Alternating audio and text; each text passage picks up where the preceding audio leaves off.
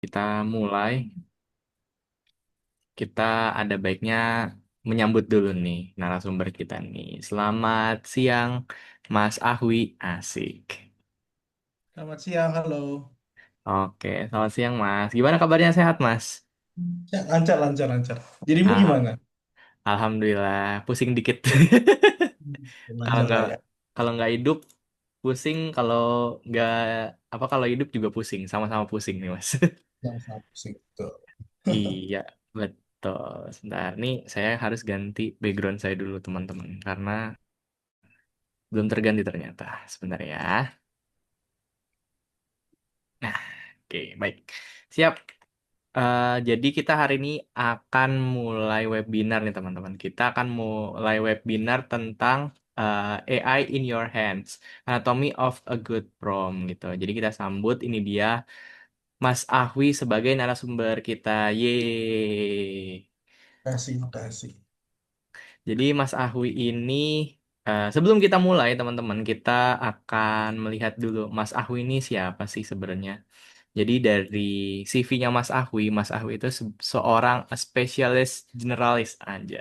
Jadi beliau itu mulai perkuliahan di Universitas Pelita Harapan, yaitu ada di Jakarta, yaitu di jurusan psikologi ya Mas kalau nggak salah ya. Betul, betul. Psikologi, iya. Oke, dan juga beliau ini sudah memiliki sertifikasi profesional yaitu Financial Planning and Wealth Management from Corporate Finance Institute, lalu ALT MBA from Wizard, lalu ada Visionary Communication from Toastmaster International, lalu ada Human Research Professional from Atmajaya, dan UI and UX Research and Design from MySkill, dan juga mentor from ADP List gitu. Nah, lalu beliau ini memiliki tiga startup saat ini, yaitu eh, Widya Media as founder sekarang, lalu menjadi co-founder di Koinesia, dan juga ArtQuest menjadi advisory gitu, teman-teman. Lalu pengalaman beliau ya ini menjadi KAB, KEB Hana Bank Digital Learning Management, Manager, sorry. Lalu di Telkom Indonesia go to market, lalu di fintech itu Let's Grow SR Product and Project Manager, dan juga Learning Resource L&D Konsultan. Kebetulan ini ada sekitar 60 page halamannya ya teman-temannya, kalau kita bacain CV-nya lagi nih kebetulan sampai tahun depan nih, saking banyaknya pengalaman narasumber kita. Tapi kita sapa dulu nih Mas Ahwi. Selamat siang Mas Ahwi. Selamat siang. Terima kasih loh dibacain. Kalau nggak dibacain kan kita biar sama-sama tahu nih narasumber kita, Ya. supaya kita paham nih apa aja yang mau disampaikan gitu. Mas Ahwi, gimana sih perjalanannya sejauh ini sampai menjadi seorang Mas Ahwi yang sekarang nih dari dulu gitu? Boleh ceritain sekilas aja nggak Mas? Oh iya, jadi itu pertama-tama waktu kuliah, itu saya bikin usaha bareng. Kalau teman-teman tahu Anjas Maradita, kita Hmm. bikin usaha bareng namanya YouTube channel Neuron. Hmm. Habis itu setelah Neuron sampai 1 juta subscriber, eh, saya juga bekerja sama beberapa perusahaan gitu ya, pro hire. Salah satunya itu di Telkom, sebagai konsultan juga. Terus sama di terakhir di Ledger Awal sama KEB Hana Bank. Itu senior product manager, digital learning manager. Nah, baru di Agustus 2024 saya akhirnya keluar lah dari Goa gitu ya, mulai bikin konten, mulai nunjukin muka gitu. Karena yang awal-awal kan dari awal tuh yang muncul muka tuh Mas Anjas kan, ya keluar muka, terus desanya nih gue keluar juga. Akhirnya saya pun juga keluar gitu. Sama-sama sekarang bangun Neuron, terus sekarang juga inisiatif AI juga kayak gitu. Oke, berarti kalau dilihat nih berarti udah lumayan panjang ya sama Mas Anjas Maradita juga ya. Jadi mungkin udah sekitar berapa tahun Mas? Udah 6 tahun lebih kali ya Mas ya? Udah 6 tahun, 6 tahun 6 dari tahun channel ya? ini. Iya, ha, ha. Lumayan, dari 6 tahun, dari 0 sampai 1 juta tuh udah keren banget loh guys. Wow. Jadi personal branding beliau juga sangatlah bagus. Aku udah beberapa kali ngeliat videonya sama Mas Anjas Maradita juga. Jadi wow, keren banget. Jadi kira-kira nih Mas, ini berhubungan dengan webinar kita kali ini, kita kira-kira mau ngomongin apa hari ini Mas? Kita saya hari ini akan berbagi mengenai AI gitu ya, karena AI itu udah masuk lah ke dalam ranah kehidupan kita. Saya sendiri ngeliat di rekan-rekan saya itu mereka udah bisa, maaf ya, mengefisiensi pegawai karena satu pegawai sekarang udah bisa mengerjakan 3 sampai 5 pekerjaan sekaligus. Dan itu terjadi di Indonesia, itu terjadi di teman saya yang perusahaannya di Jepang, Singapura. Jadi sekarang itu beneran deh kalau tidak belajar AI, nggak belajar untuk menggunakan AI dalam kehidupan sehari-hari, sangat susah untuk bersaing. Jadi kita harus belajar itu dan saya ingin berbagi menggunakan AI di hari ini.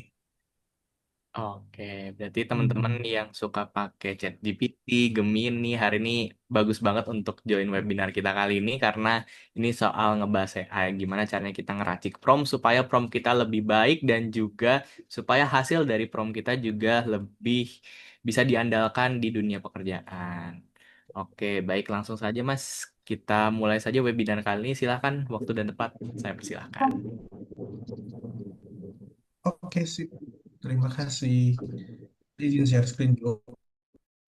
Monggo silakan Mas, kami sudah jadikan co-host, jadikan ya benar co-host. Iya.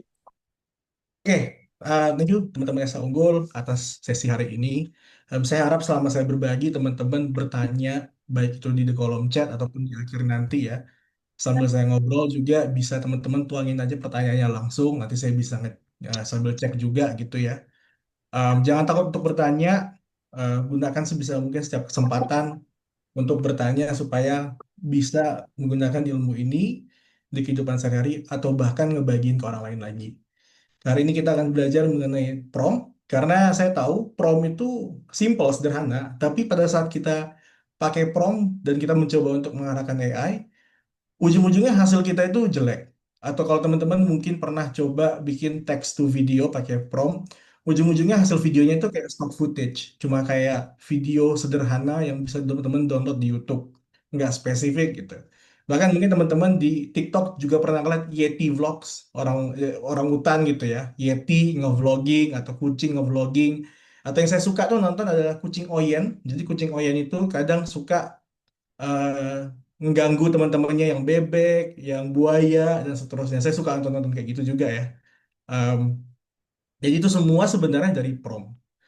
Nah, bahkan mungkin teman-teman melihat berbagai macam cara orang di luar sana ngasilin duit 5 juta sebulan, 10 juta sebulan, 30, 40 untuk dengan AI. Hanya dengan AI. Pasti teman-teman bertanya nih, sebenarnya apa sih yang bisa membuat gitu ya? Padahal alatnya sama, sama-sama pakai ChatGPT, sama-sama pakai um, Gemini, sama-sama nge-prompt, tapi kok bisa outputnya berbeda? Nah, itu akan kita pelajarin hari ini, teman-teman. Nah, singkatnya, nama saya Muhammad Hawi Karuniado. Tadi saya sudah share LinkedIn saya, terus Instagram saya gitu ya. Spesifik untuk AI, saya ada sertifikasi ISO, AI Management System gitu. Untuk belajar AI itu ada, ada sertifikasi juga ternyata. Akhirnya saya ikutin gitu kan. Terus di kuartal 1 2025, saya bikin IFP, ya, for Productivity gitu ya, sama Mas Hanif. Nah, itu teman-teman bisa lihat di Instagramnya, bisa lihat di grup Telegramnya, sama di grup WhatsAppnya kita udah lebih dari 2.000 member. Kita lagi proses kerjasama dengan LinkedIn, jadi LinkedIn resmi dan juga sama NUS Block 71 dan beberapa komunitas lain gitu ya, sama beberapa venture capital lain untuk bekerja sama bareng seperti itu. Nah, oke, singkat aja dari saya dan kita akan langsung bahas mengenai AI teman-teman. So far, teman-teman sekarang udah pakai AI apa aja? Boleh dong taruh di kolom komentar, di kolom chat. Udah pakai apa? ChatGPT, Grok, Mistral, Qwen, um, Wanyun, Wan. Coba taruh di kolom komentar. Saya sambil baca nih. Karena ada banyak sebenarnya si AI ini. Ada kayak Gemini, ChatGPT, oke, ChatGPT, Copilot, oke, oke. Oh, Perplexity, pendidikan tuh. Gamma, Gamma untuk bikin PPT. Bagus, bagus, bagus. Napkin, nice. Teman-teman, sambil teman-teman ini ngetik, saya mau berbagi gitu ya. Salah satu hal simpel yang saya lakukan dalam kehidupan sehari saya dengan AI itu adalah memfoto, ya, memfoto makanan yang saya konsumsi. dan saya upload itu ke Meta AI yang ada di WhatsApp, kalau teman-teman tahu, atau ChatGPT yang ada di WhatsApp. Dan dia bisa ngitung tuh jumlah kalorinya berapa. Kalau teman-teman misalnya juga bisa pakai aplikasinya langsung terus upload foto kayak gitu. Nah, itu bisa ngebantu untuk ngitung kalori. Kadang saya juga nge-upload data health saya yang berapa langkah sehari, berapa banyak konsumsi gula saya sehari, itu saya upload aja ke ChatGPT, ke Gemini, ke Meta AI, biar dia hitung gitu ya. Dan itu ngebantu untuk nge-track kalori gitu, nge-track konsumsi saya, spending saya, bahkan transaksi simpel saya di Gojek, di OVO, di Link aja dan seterusnya kan ya terlalu banyak ya sekarang e-wallet gitu ya. Em, saya coba untuk screenshot terus upload ke ChatGPT biar dibikin laporan keuangan sehari-hari gitu. Kayak, oh hari ini udah ngeluarin berapa aja. Itu hal simpel yang saya lakuin dan teman-teman bisa banget untuk lakuin. Kalau untuk kuliah, misalnya teman-teman masih kuliah, bisa sebenarnya untuk kerjaan skripsi ya, preliminary research, merangkum jurnal, bahkan bahkan dengan mengupload beberapa jurnal untuk dibikin rangkumannya dan dalam bentuk langsung storytellingnya udah langsung ada. Jadi luar biasa lah sebenarnya AI sekarang. Cloud, cloud, black box, perplex, site, menarik ya. Udah pada banyak ngulik ya. Tapi saya dari tadi nggak ngebaca kata Qwen gitu ya. AI bernama Qwen yang dari China. Nah, very interesting.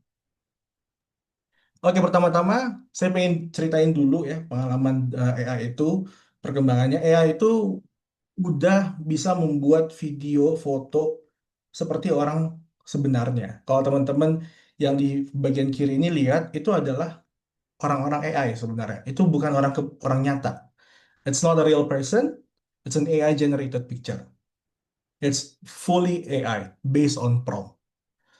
So, AI itu udah bisa menghasilkan gambar seperti manusia nyata. Bahkan di video pun, kalau teman-teman mungkin pernah lihat videonya Mas Anjas atau Mas Agus, atau mungkin pernah lihat kemarin itu yang viral, salah satu teman saya, Mas Adrian, dia itu bikin video Pegasus di eh, kampung, di desa gitu. Dan itu mencapai 50 juta views di Instagram.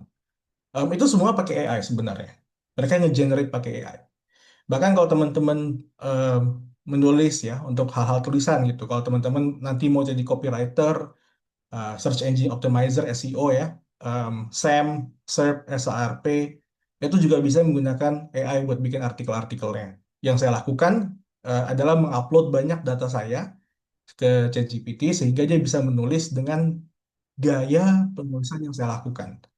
Ini luar biasa sekali karena konten saya bisa dibikin pakai AI, cerita bisa dibikin pakai AI, bikin novel singkat kalau teman-teman mau jualan di Karya Karsa, Wattpad, Traktir dan seterusnya itu bisa pakai AI. Tinggal bikin hype-nya aja kan sebenarnya untuk bikin oh orang-orang tertarik untuk beli. Tapi secara produk semua udah bisa dibikin pakai AI in general. Terus juga video iklan itu juga bisa dibikin pakai AI. Walaupun ini kita pakai VO2 ya, pakai GPT juga sama VO2 itu dia nggak ada suara, tapi dia bisa dibikin hal sesimpel ini. Nah, teman-teman bisa ngedit sendiri buat suaranya tambah, buat dibikin ada suaranya. Kemarin juga saya sama teman saya itu bikin video mengenai Sop Iga Pak Rahmat, itu viral di TikTok sampai ratusan ribu views, di Instagram juga ratusan ribu views gitu ya. Kalau teman-teman mungkin pernah lihat apa kuliner paling enak di Jogja menurut lo? Kalau gue sih sop iga masak. Saya tes dulu, suaranya masuk nggak? Masuk mas. Masuk ya. Masuk. Masuk, masuk. Coba lihat. Ini Mas. iklan dibikin full sama AI pakai Gemini VO3. Apa kuliner paling enak di Jogja menurut lo? Kalau gue sih sop iga Mas Rahmat, legendaris banget itu. Udah enak, murah, gue selalu kesana kalau pas di Jogja. Kemarin aku pas lagi makan di warung sop iga Mas Rahmat, aku ketemu orang aneh banget. Masa dia bilang, Mas, saya mau iganya medium rare ya? Lo pikir ini steakhouse? Pemirsa, sebuah warung sederhana di Yogyakarta mendadak viral. Selamat siang pemirsa, warung sop iga Mas Rahmat mendadak viral. Warga berdatangan untuk mengantri. Kalau kalian lagi main ke Jogja, gue rekomendasiin buat makan sop iga Mas Rahmat. Have you been to Yogyakarta before? Of course, I had the best food I've ever tasted in my life there. Sop iga Mas Rahmat. It's fucking delicious. Sop iga Mas Rahmat, rasanya nikmat, makan sekali langsung jadi niat, kuahnya nendang, semangat, Jogja punya, bukan tempat lewat.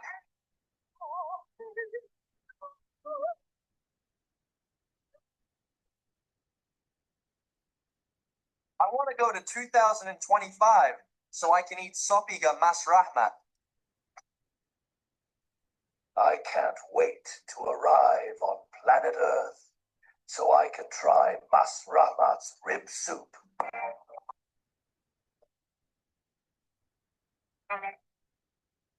Kayak itu. Ya teman-teman bisa lihat sendiri bahwa Apa kuliner paling enak di Jogja sorry. menurut? Bahwa apa namanya bahwa em, iklan itu sekarang bisa dibikin pakai AI. Mungkin teman-teman juga udah mulai lihat Meta Ads yang pakai AI, gambar-gambarnya, video-videonya ya. Jadi semuanya bisa dibikin pakai AI. Dan salah satu yang saya lakukan sekarang untuk nambah-nambah gitu ya, saya bikin jasa pembuatan video untuk UMKM. Jadi mereka tinggal bayar di angka 500 sampai 1 juta. Ya udah mereka bisa pakai video-video kayak ini untuk upload ke TikTok mereka, ke Instagram mereka, ke Instagram Ads mereka, ke TikTok Ads mereka. Bahkan beberapa keyword di SEO itu juga bisa diambil pakai AI, terus teman-teman bisa juga pasang di Google Ads dan seterusnya. Jadi jasa pembuatan video, buatan gambar itu udah bisa dilakukan dengan AI teman-teman. Dan sekali lagi harus ngerti promnya gitu ya. Harus ngerti promnya. Nah, prom yang bagus itu teman-teman, prom yang bagus itu adalah yang mengetahui konteks ya. Karena si AI sekarang itu dilatih dengan general internet data. Apapun artikel yang ada di internet itu dimasukkan ke dalam ChatGPT, Gemini dan seterusnya oleh perusahaannya. Ya OpenAI, Gemini itu Google ya dan seterusnya. Jadi data-data internet yang ada, buku-buku, gambar-gambar, karya, video itu semua dimasukin ke AI untuk dipelajarin.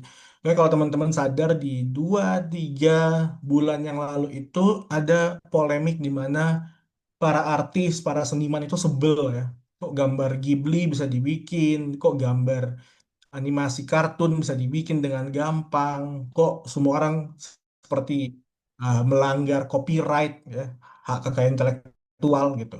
Karena memang itu bisa dilakukan sama si AI-nya dan secara hukum juga masih dalam ranah fair use, akhirnya semua orang bisa ngelakuin hal tersebut.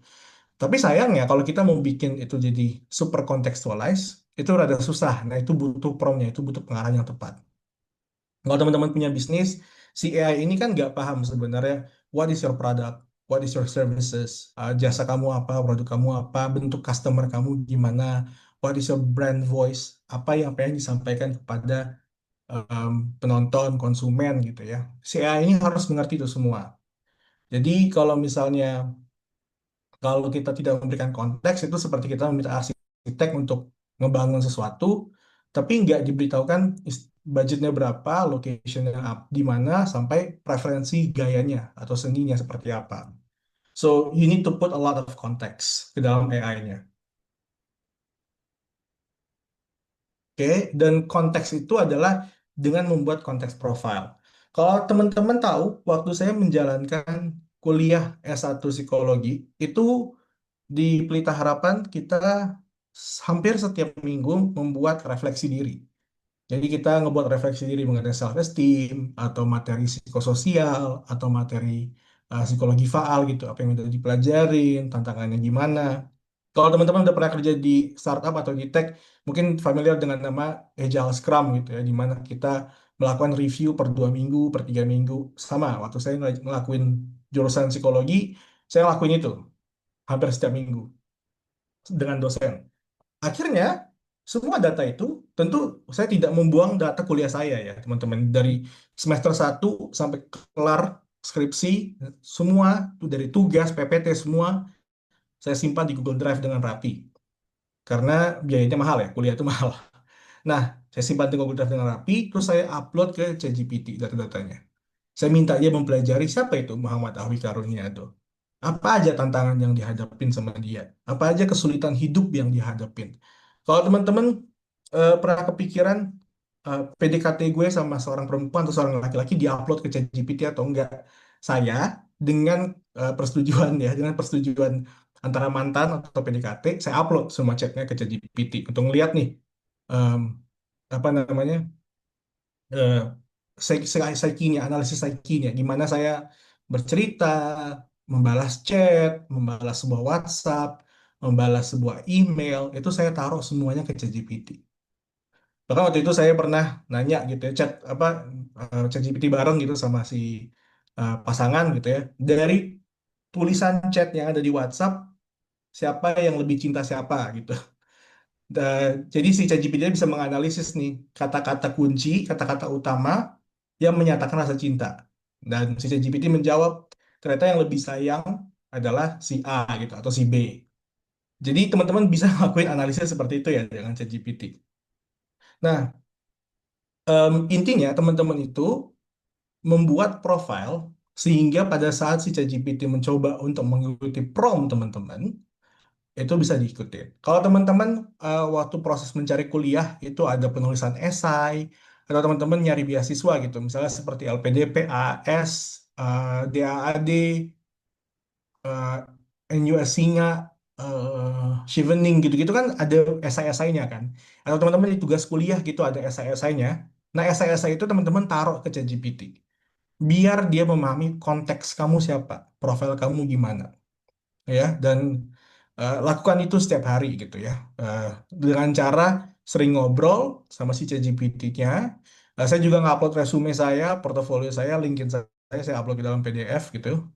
Jadi dia benar-benar bisa untuk memahami kita itu siapa. Dan konteks itu yang membuat ChatGPT-nya itu beda. Sekali prompt bisa sesuai dengan apa yang kita inginkan, apa yang kita butuhkan. Dan kalau kita coba untuk lihat anatomi sebuah prompt itu gimana dengan asumsi profilnya udah gitu ya, udah selesai. Prompt itu kan sebenarnya instruksi. Dan ada pekerjaan namanya prompt engineering. Itu adalah proses strategis untuk membuat tutur kata, ya tutur kata, struktur kalimat, pernyataan, pertanyaan, dan semuanya itu lebih rapi sehingga respon dari ChatGPT atau AI yang digunakan itu sesuai dengan harapan.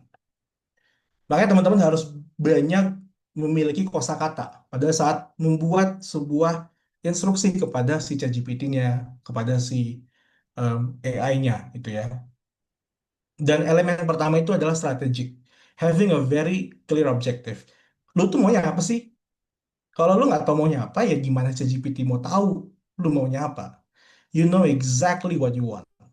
You know exactly what the AI needs to produce, ya kan? Jadi ekspektasi kamu diutarakan dengan jelas gitu. Itulah kenapa pada saat saya menggunakan prompting, saya menggunakan bahasa Inggris karena bahasa Inggris itu di pengalaman saya lebih kaya dalam mengutarakan beberapa poin. Contoh, menjelaskan, saya bakal menggunakan kata deliberate, exhaustive, explain, articulate, ya bahasa-bahasa itu yang saya gunakan. Kalau misalnya saya mau membuat respon yang lebih rapi gitu, saya akan menggunakan kata elegant, sophisticated, very demure gitu ya, demure, um, runut gitu ya, struktur, structure, dan seterusnya. Kadang kalau buru-buru ya campur bahasa Indonesia sama Inggris gitu. Jadi ya, tapi kalau udah ngomongin kerjaan gitu, output kerjaan yang perlu saya submit ke kantor, ke bos, ataupun saya sendiri juga punya usaha gitu, orang-orang mau submit kerjaan ke saya meminta dan semua pemangku kepentingan itu untuk menggunakan spesifik dalam instruksi ke AI-nya supaya hasilnya itu very very niche, very very specified.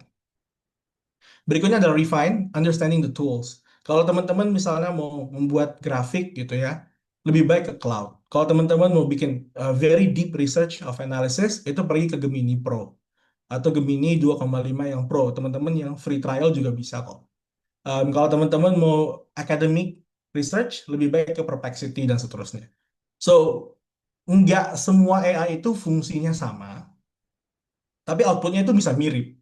Jadi teman-teman harus mencari AI yang sesuai dengan kebutuhan teman-teman. Oke?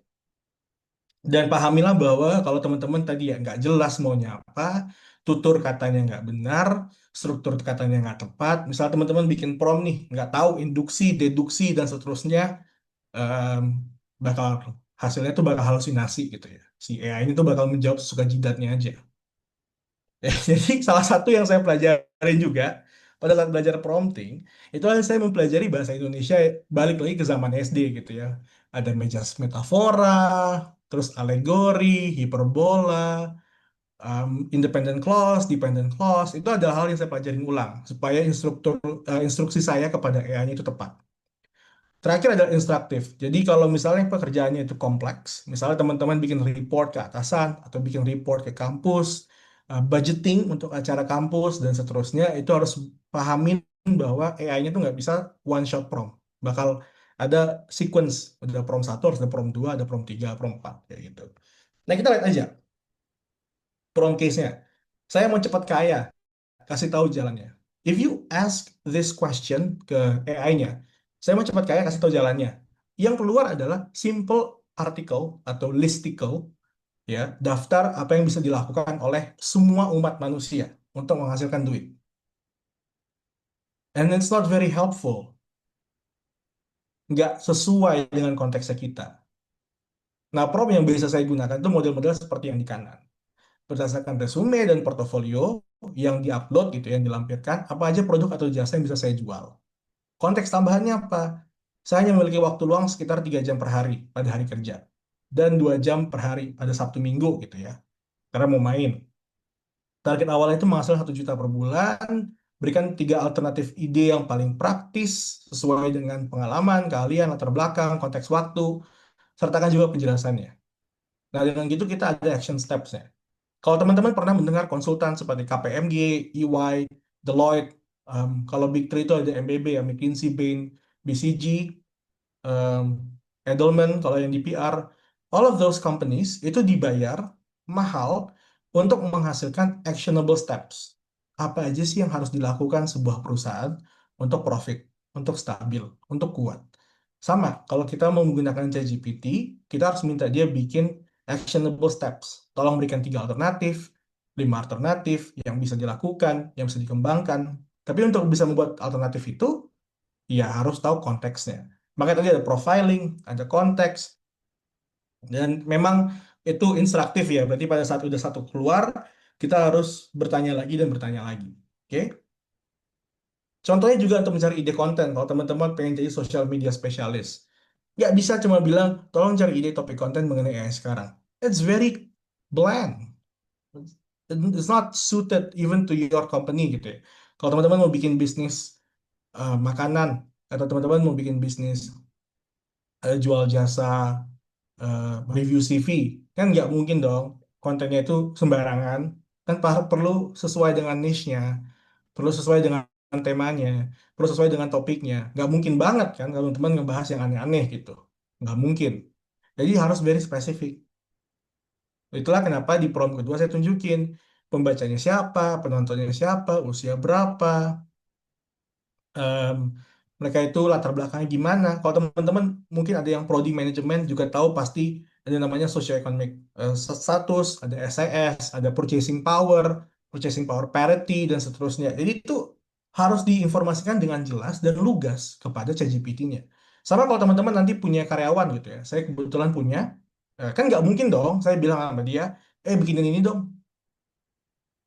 Karena kalau cuma bilang begitu aja, dia juga nggak tahu apa yang saya ekspektasikan. Saya juga menginformasikannya nggak tepat gitu ya. Maka kita harus bikin instruksi yang jelas kepada tim kita, kepada karyawan kita kalau nanti teman-teman punya atau yang bahkan yang udah punya gitu ya. Tolong bikinin ini, ekspektasinya seperti ini, tolong kelar di jam segini kalau bisa. Kalau nggak bisa, beritahu saya kapan bisanya, seperti itu. Jadi very very straightforward, very lugas gitu ya, very over communicative juga. Itulah kenapa kalau misalnya ada orang yang selalu bilang kayak AI itu bikin manusia malas mikir. I have a strong opinion bahwa dia sendiri tidak menggunakan AI dengan baik dan dia tidak mencoba untuk memahami AI dengan baik. Karena kalau kita misalnya udah ada AI em, dan kita cuma bikin simpel-simpel aja, ya hasilnya kan simpel-simpel aja. Tapi kalau misalnya teman-teman very instruktif, very clear gitu ya. Teman-teman bisa menghasilkan uang, bisa untuk kehidupan kerja juga gitu ya. Saya udah menghasilkan alhamdulillah uang dari sini. Teman saya Mas Anjas juga, rekan-rekan saya yang di IFP, ya, for Productivity juga udah. So it's very clear, ya, very clear. Dan ini bisa untuk mengubah hidup kita, membantu hidup kita, tapi harus berpikir dengan jernih dalam menggunakan AI-nya. Kalau enggak, hasilnya ya B aja. Tuh, nggak guna. Jadi kalau teman-teman ada yang di prodi IT gitu ya, pasti tahu lah namanya GIGO, ya, garbage in, garbage out. Prom yang malas dibikin, data yang jelek dimasukin, uh, terus writing code yang kurang baik, hasilnya juga subpar, hasilnya juga jelek.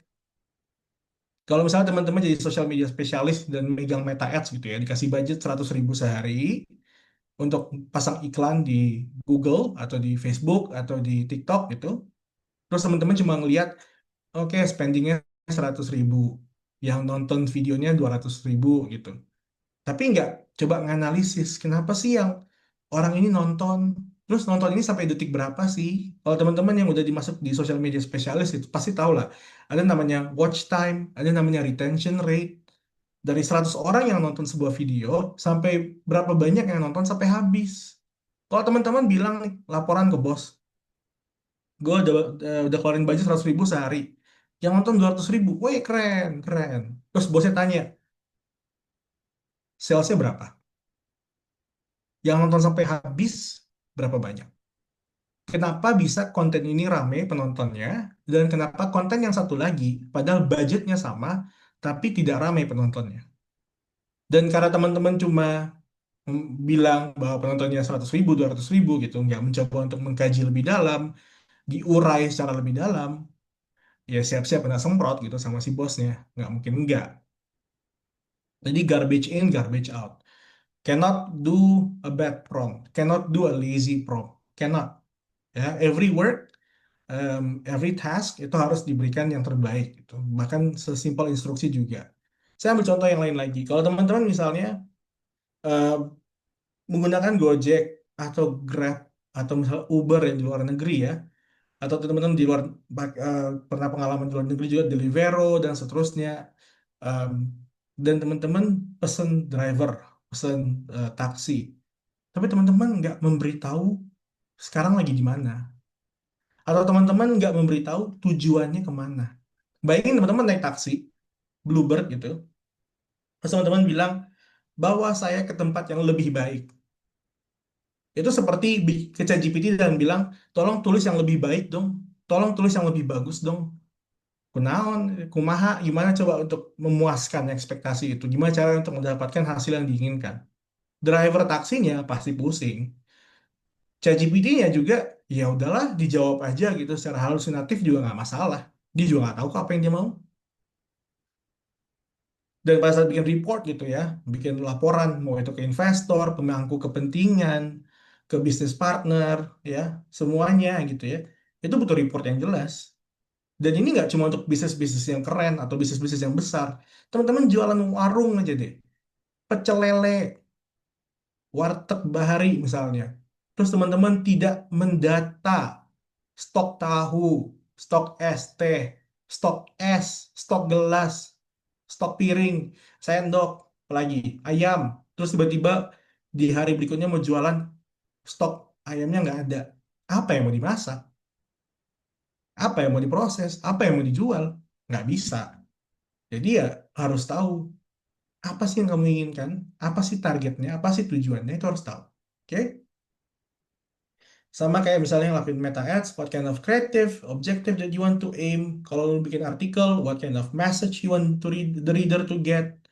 Kalau teman-teman bikin skripsi, di abstraknya, seringkas apa yang pengen kalian taruh. Kalau di ringkes pun, mau kayak gimana,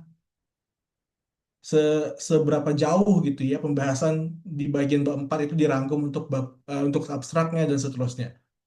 So have a very clear of what you want.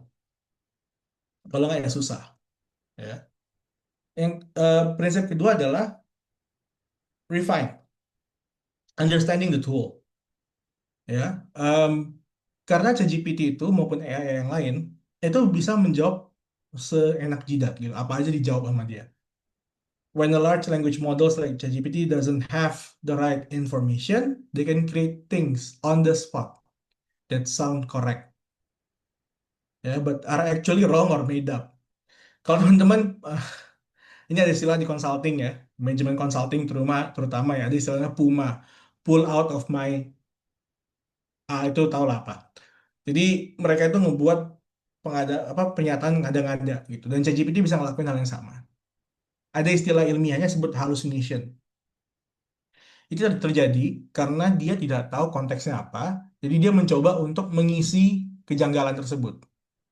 Ya, misalnya teman-teman nanya, eh, who was the sole survivor of Titanic? Dia nggak tahu nih, dia bikinnya sembarangan. Tapi kalau diminta bibliografi, dia akan langsung memperbaiki pernyataannya dan memberikan sumber-sumbernya. Jadi pada saat dari titik A ke titik C, di B-nya itu nggak jelas, nah disitulah halusinasinya bisa muncul.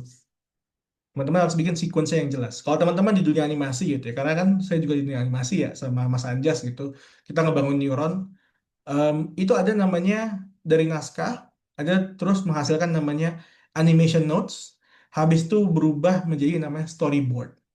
Storyboard itu adalah kumpulan draft gambar yang menceritakan video itu akan seperti apa. Baru jadilah videonya. Oke? So it's very clear what you want and the tool and very clear on the context biar tidak terjadi yang namanya halusinasi. Nah, berikutnya adalah planning multi-step interactions, yaitu instruktif. Ya. Hal-hal kompleks itu cannot be accomplished with a single prompt. Nggak bisa hal-hal kompleks itu dilakukan dengan satu single prompt. Atau mungkin 2 tahun lagi udah bisa ya. Saya berharap juga udah bisa. Nah, jadi tinggal one shot prompt, semua selesai. Tapi ya, untuk sekarang, itu perlu namanya instruktif ya, multi-step interactions. Dari step 1 ke step 2, step 3, step 4. Mungkin teman-teman pernah ngelakuin sendiri ya. Udah uploadin data, hasilnya kurang, terus minta direvisi lagi, minta diperbaharui lagi, sampai akhirnya berhasil mencapai ke titik yang diharapkan. Ya, seperti itu. Very instructive. Nah, so far sebelum kita ke sesi 2, ada pertanyaan dulu nggak? Saya mulai lihat dulu kolom komentarnya. Oh, pertanyaan di kolom komentar absensi ternyata.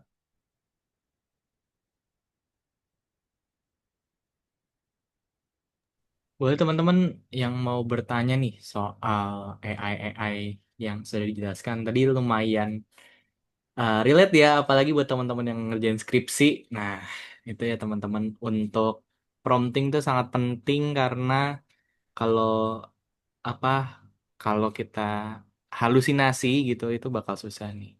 Ini dari Mbak Leni.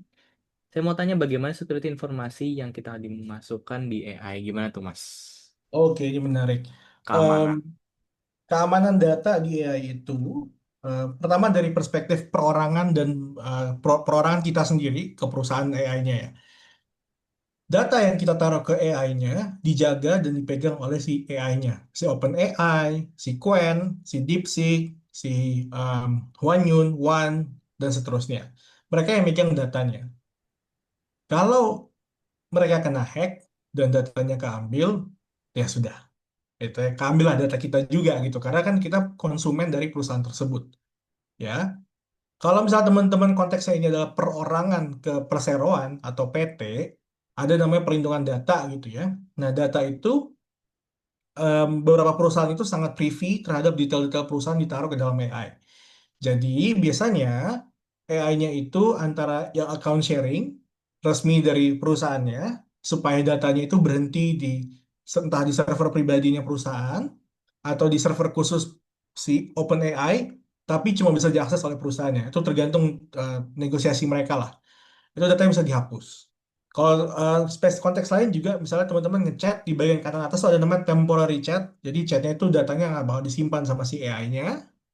Ada juga yang develop on premise, jadi AI-nya itu dibikin on premise untuk apa namanya, untuk analisis. Karena di beberapa kebiasaan kita sekarang adalah kita suka ngupload data ke AI kan. Nah, ternyata salah satu perusahaannya dan teman saya itu orang legalnya Halodoc, hal itu perlu dijaga karena tidak boleh data-data perusahaan itu diupload semena-mena ke ChatGPT atau ke Gemini atau ke Qwen dan seterusnya.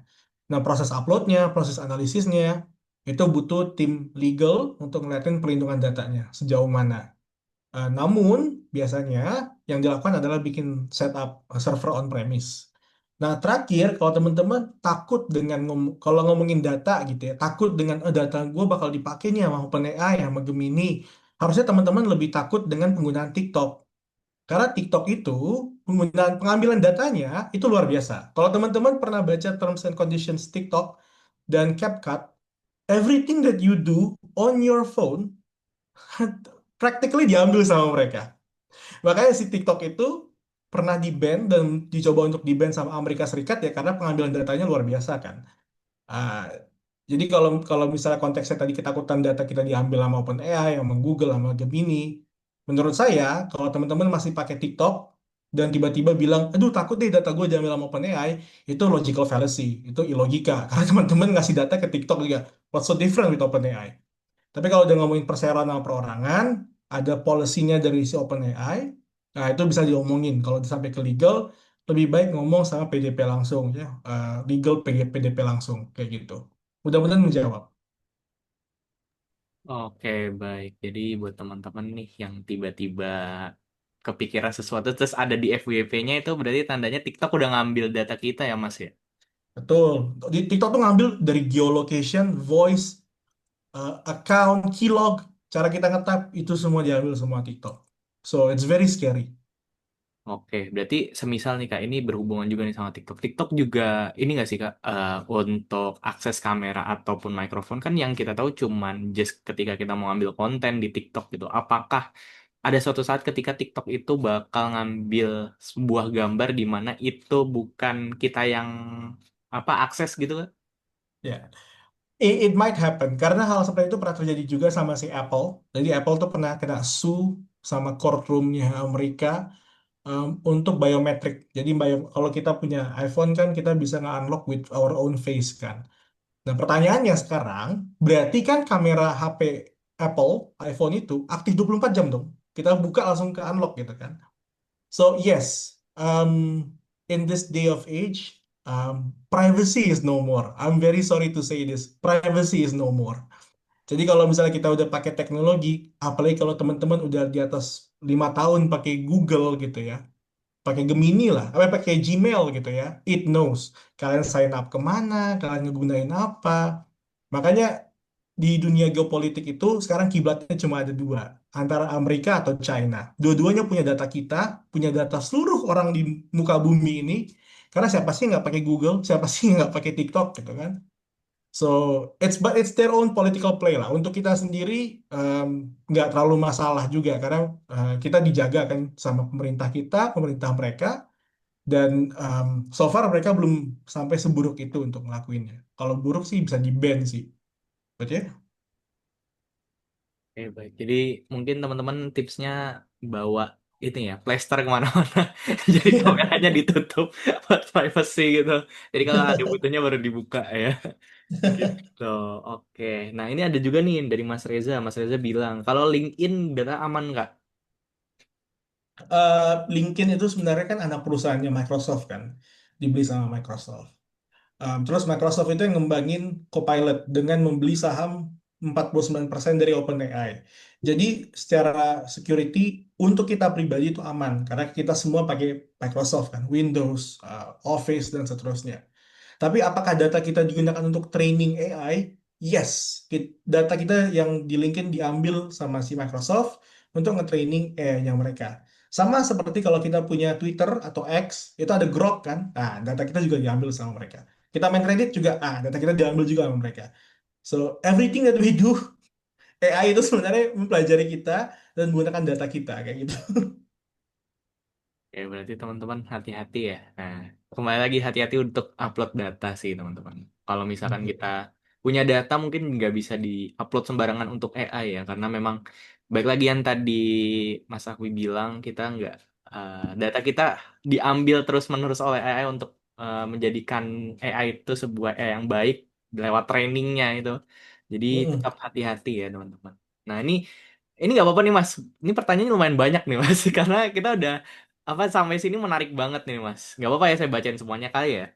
Iya, sesi kedua sama ketiga cepat kok harusnya. Oke, it's Jadi okay. kita paling 3 pertanyaan lagi lah untuk ini. Oke, tiga pertanyaan. Ini dari Mas Firdaus. Beliau ini nanya, kalau prompting pakai bahasa Indonesia aja gimana? Nah, ini ngomong-ngomong soal prompting nih, Mas. Ini kan banyak orang yang pakai bahasa Indonesia gitu kan. Itu kan memang tadi Mas aku bilang kan kayak bahasa Inggris it's more better than Indonesian gitu kan. Tapi ketika kita nggak bisa berbahasa Inggris gitu, ini pertanyaan tambahan juga. Apakah ada baiknya ketika kita consulting prompt lewat AI dulu atau gimana itu tambahannya sih Mas. Ya, kalau misalnya belum gitu ya, saya nggak mau bilang enggak karena kalian semua wajib belajar bahasa Inggris. Belum bisa bahasa Inggris, berarti teman-teman harus pakai bahasa Indonesia. Habis itu ngobrol aja sama Gemini. Kalau bahasa Indonesia kadang, kalau saya lagi buru-buru atau misalnya saya lagi malas gitu ya, saya tuh bakal ngomongnya tuh udah kayak chat manusia biasa. Wah, tolong dong bikinin ini dong. Gue butuh banget nih cepet-cepet gitu ya. Bahkan ada momen di mana strategi iklan saya itu berhasil. Itu dibikin sama ChatGPT lah. Jadi strategi iklannya dibikin sama ChatGPT dan saya ikutin. Saya ngechat si ChatGPT itu udah kayak pacar gitu. Tuh, kok apa strategi lu berhasil banget bro. Gue ngasilin segini gitu kemarin. Sayang deh gitu. Gue bilang kayak gitu sama ChatGPT-nya. So it's okay. Kalau mau pakai bahasa Indonesia it's very okay. Cuma pastikan struktur bahasanya itu banyak dan kaya gitu. Jadi kosakatanya harus banyak. Misalnya uh, waktu harus di beberapa momen harus menggunakan kata saat, masa gitu ya, kelenggangan gitu ya, lekang dan seterusnya. Jadi itu harus dipakai. Um, Bahasa-bahasa itu harus dipakai, kosakatanya harus diperbanyak. Nah setelah itu ya sambil belajar bahasa Inggris juga, karena you have to learn it anyway. Oke, berarti buat Mas Firdaus kayak better menggunakan bahasa Inggris. Tapi kalau misalkan memang sudah stuck, ya konsultansi kayak temen aja berarti ya Mas ya kayak tadi ya. Betul, kayak temen aja betul. Bisa, bisa. Oke, lanjut lagi nih Mas. Ini ada Mas Ardi nih. Apakah ada cheat sheet atau prompting template yang bisa di-share untuk best practice? Nah, itu Mas. Untuk cheat sheet-nya ada, PPT-nya nanti bakal gue share Mas Ardi. No worries, tinggal di akulturasi, tinggal disesuaikan dengan kebutuhan Mas Ardi aja nanti, tenang aja. Sebenarnya frameworknya banyak, tapi beberapa yang saya ambil untuk materi hari ini tuh very specific on our case. Jadi untuk kehidupan sehari-hari kita sama kerjaan udah cocok banget lah. Oke, baik Mas. Nanti mohon di-share PPT-nya karena ini kayaknya sangat amat dibutuhkan ya memang Iya, ya. aman, aman, aman. Oke, last question for this session, Mas. Mau tanya, Kak, ini dari Mas Arya nih. AI apa yang lebih cocok digunakan dalam bidang hukum for uh, law condition gitu? Gimana, Mas? Apa yang cocok untuk hukum nih, Mas? Oke. Ada dua jawaban saya itu adalah ChatGPT sama si Gemini gitu karena kedua AI itu yang paling pinter di bumi saat ini ya. Jadi kalau kalau teman-teman yang udah mungkin usia 25 ke atas mungkin pernah dengar istilah sabung ayam gitu ya. Kalau yang di bawah itu mungkin belum kenal karena maksudnya di ayam itu dipertandingkan gitu. Nah, AI itu juga selalu ditandingkan gitu, disabung gitu, di challenge satu dengan yang lain. Dan saat ini AI paling pintar itu adalah si Google Gemini, tapi spesifik untuk 2,5 Pro. Kalau ChatGPT itu yang paling pintar adalah O3 ya, O3. Nah itu cocok untuk dipakai untuk hal kompleks kayak hukum, strategi perusahaan, bikin kontrak, legal drafting, dan seterusnya. Itu yang saya lakukan, itu teman-teman lawyer saya sama teman-teman legal saya itu juga ngelakuin hal seperti itu. Cuma teman-teman juga tetap harus ngupload datanya gitu ya. Uh, jadi kan kalau di hukum itu ada konsep namanya precedent kan. Apa yang sudah terjadi sebelumnya dan kita mencoba untuk mereka ulang atau disesuaikan dengan kejadian saat ini gitu. Nah, itu kita upload supaya si Gemini sama si ChatGPT itu bisa mempelajari. Seperti itu. Very spesifik ke ChatGPT sama Gemini sih kalau untuk yang hukum. Hukum, strategi perusahaan, preliminary research market, market penetration, go to market. Kalau teman-teman product management ada product requirement doc, itu semua very complex task itu ChatGPT O3 dan Gemini 2,5 Pro itu. Oke, berarti ya memang harus berbayar ya, Mas, ya, kalau gitu ya? Kalau 2,5 Pro itu bisa gratis kok, tapi maksimal kalau nggak salah chat 10 kali sehari. Oh, kalau itu O3? O3 nggak bisa, itu harus berbayar. O3 yang paling pinter soalnya. Oke, Tapi berarti bisa tunggu kok, bisa tunggu kok. Nanti juga pasti gratisin karena kan pola itu selalu sama. Misal dulu kan GPT 3,0 adalah yang paling pintar. Mm-mm. Habis itu muncul 3,5 kan. Nah, Mm-mm. 3,5 yang paling pintar itu berubah jadi gratis. Apa lagi, Kak? Udah. Kayak gitu. Oke. Jadi semakin tinggi AI-nya, versi yang sekarang tuh bakal jadi gratis. Kayak gitu. So, you just Oke. wait aja. Kalau misalnya belum mau bayar gitu, tinggal tunggu aja. Nanti juga gratis kok lama-lama. Iya sih betul. Tapi kalau nggak mau nunggu, siapkan ongkosnya ya teman-teman ya. Karena Ya, siapa nih? Bisa. semakin Anda membayar, semakin fiturnya kebuka. Itu dia. Iya. Oke. Bukan donatur, jangan ngatur ya kan. Was, that's it, bro. Nah, itu dia teman-teman. Oke, baiklah. Kayaknya masih sudah, bukan masih sih, sudah ada tidak pertanyaan lagi. Jadi kita bisa lanjut nih, Mas, ke session Hmm. 2 nih. Silakan, Mas. Oke. Season 2 ini fokus ke prompting. Tadi kita udah belajar ya. Yang sesi satu itu adalah principles. Jadi principles itu adalah strategic, you know what you want. Terus kedua adalah prefine, understand the tool. Gunakan alat yang sesuai dengan konteks pekerjaannya. Terakhir adalah instruktif. Jadi ada multi-step purposes, multi-step sequence. Jadi nggak ada AI prompt yang satu shot terus terpenuhi lah semua kebutuhan kita. Nggak. Harus ada sequence-nya juga. Nah, types of prompt engineering yang bakal kita pelajarin di sesi ini adalah view shot, role prompting, knowledge integration, question answering, sama group discussion. Oke? Nah, sorry, view untuk wah struktur PPT-nya saya salah menempati. Jadi kita role prompting dulu ya. Role prompting itu adalah teknik supaya ChatGPT itu bergerak seakan-akan dia punya persona atau okupasi yang spesifik. Jadi it helps in tailoring untuk menyesuaikan pesan sesuai dengan konteks audiensnya, yang sesuai dengan role-nya juga seperti itu. Ya, misalnya teman-teman itu adalah customer service, ya, you are a customer service representative, terus ada primary point-nya itu adalah responsible, provide clear instruction, empathic, effective solutions to customer inquiries. Teman-teman perhatiin deh, kata yang saya gunakan itu adalah inquiry. Kalau kita coba cari sinonimnya itu adalah apa? Questions kan, kayak gitu. Kenapa inquiry? Karena inquiry ini it's a very formal context. Karena ini kerjaan gitu, bukan pertanyaan chat WhatsApp atau pertanyaan-pertanyaan umum gitu. So uh, expected tone-nya itu adalah very very formal, ya. Ada juga yang versi 2. Versi 2 ini kayak gini. Ada role, you are a very highly skilled customer service representative with the core principles, empathize, provide clear solution, information, solution oriented. Terus using principles, generate response to customer inquiry below. Oke, okay? So very specific, very clear. Kalau teman-teman mau pakai cara penulisan nomor satu, silahkan. Mau pakai nomor dua, silahkan juga kayak gitu.